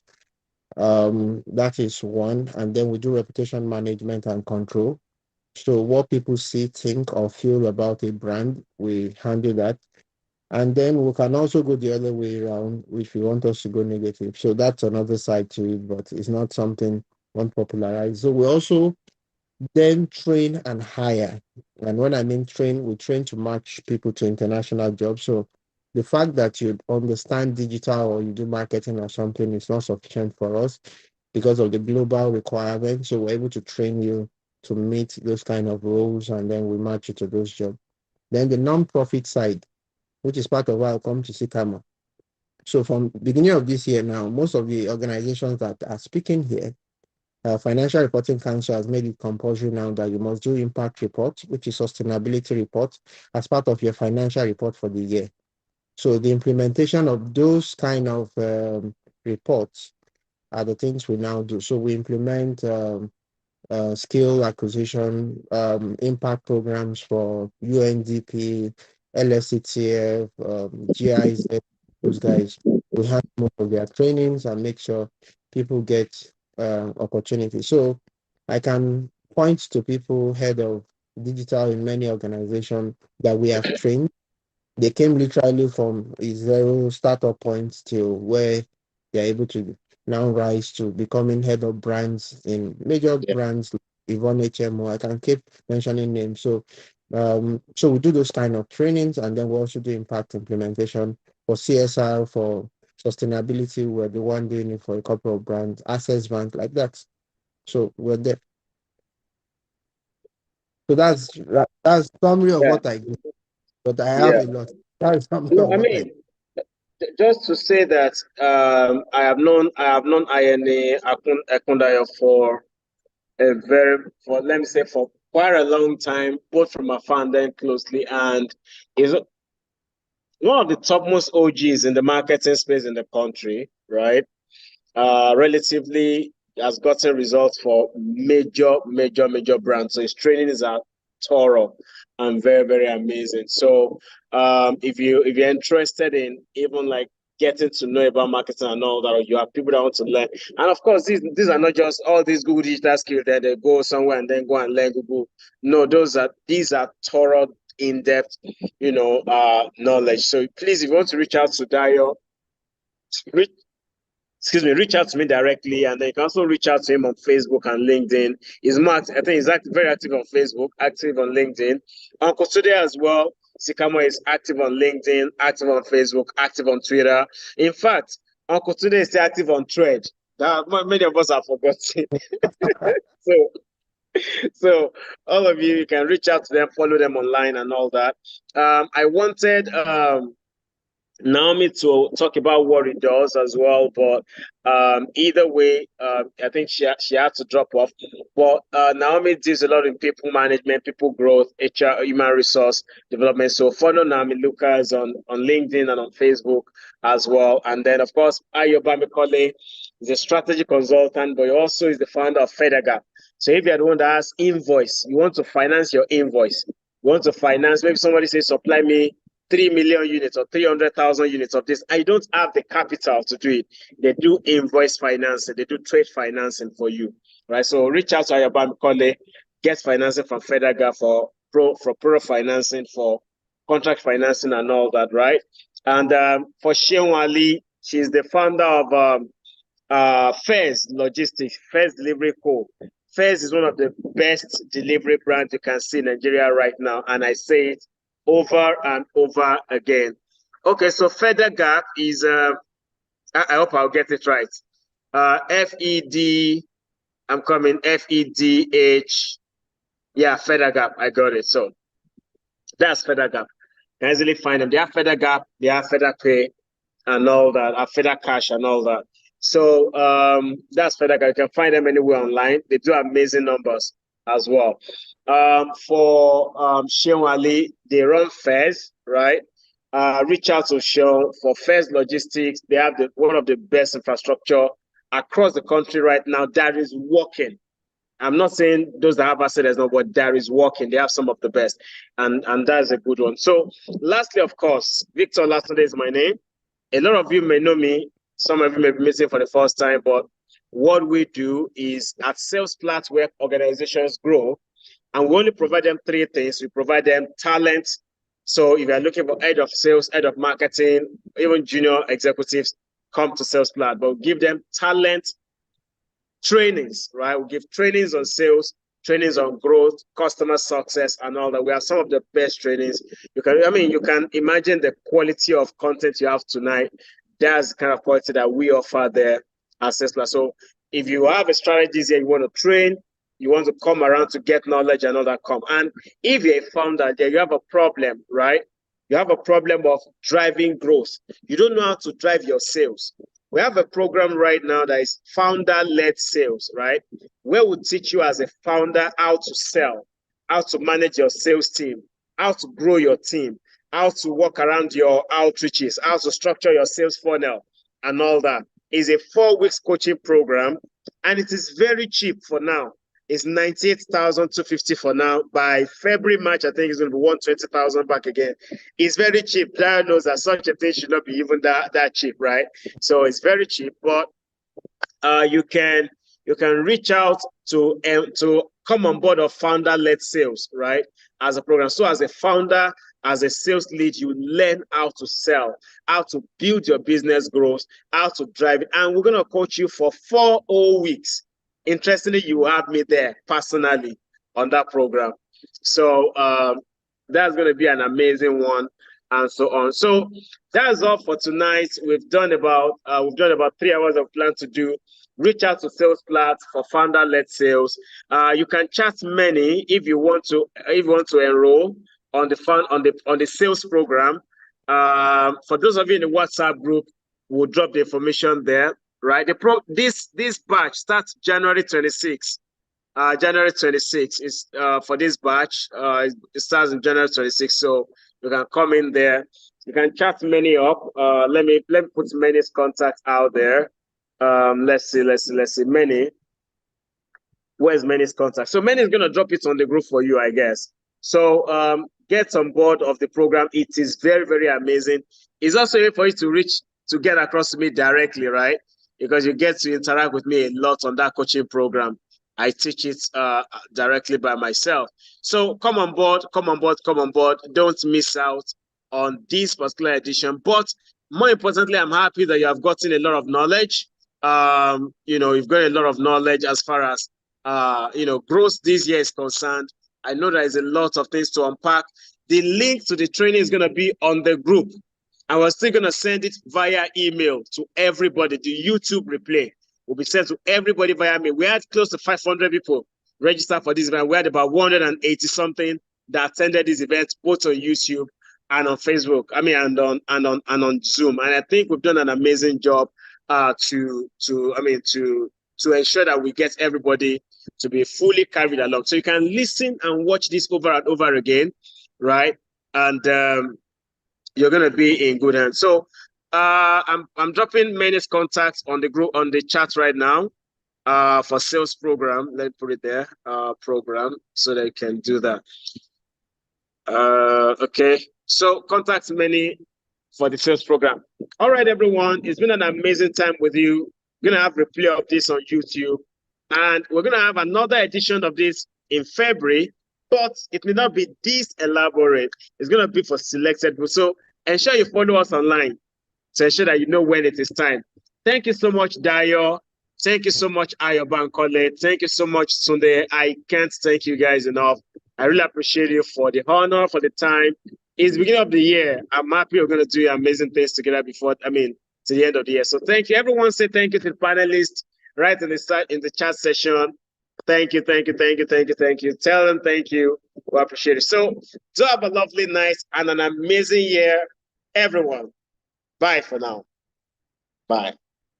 Bye, everyone. Have a lovely 2024. Bye. Yeah.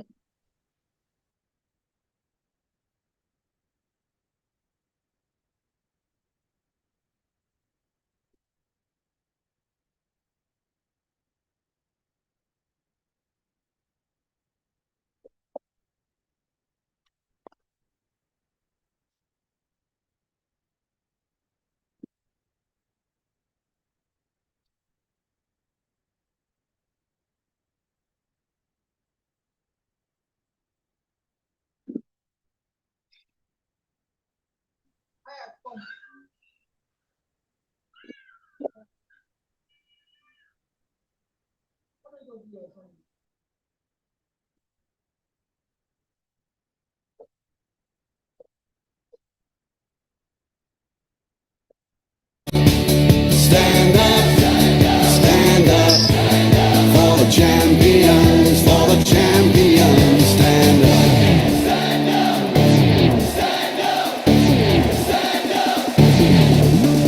Here we go, it's getting close. Now it's just who wants it most. It's just life, that's how it is. 'Cause we have our strengths and weaknesses. Oh, I have vision, oh, can't you see? I'm on the move, make way for me. So stand up for the champions, stand up. Stand up for the champions, stand up for the champions, stand up. Stand up for the champions, stand up.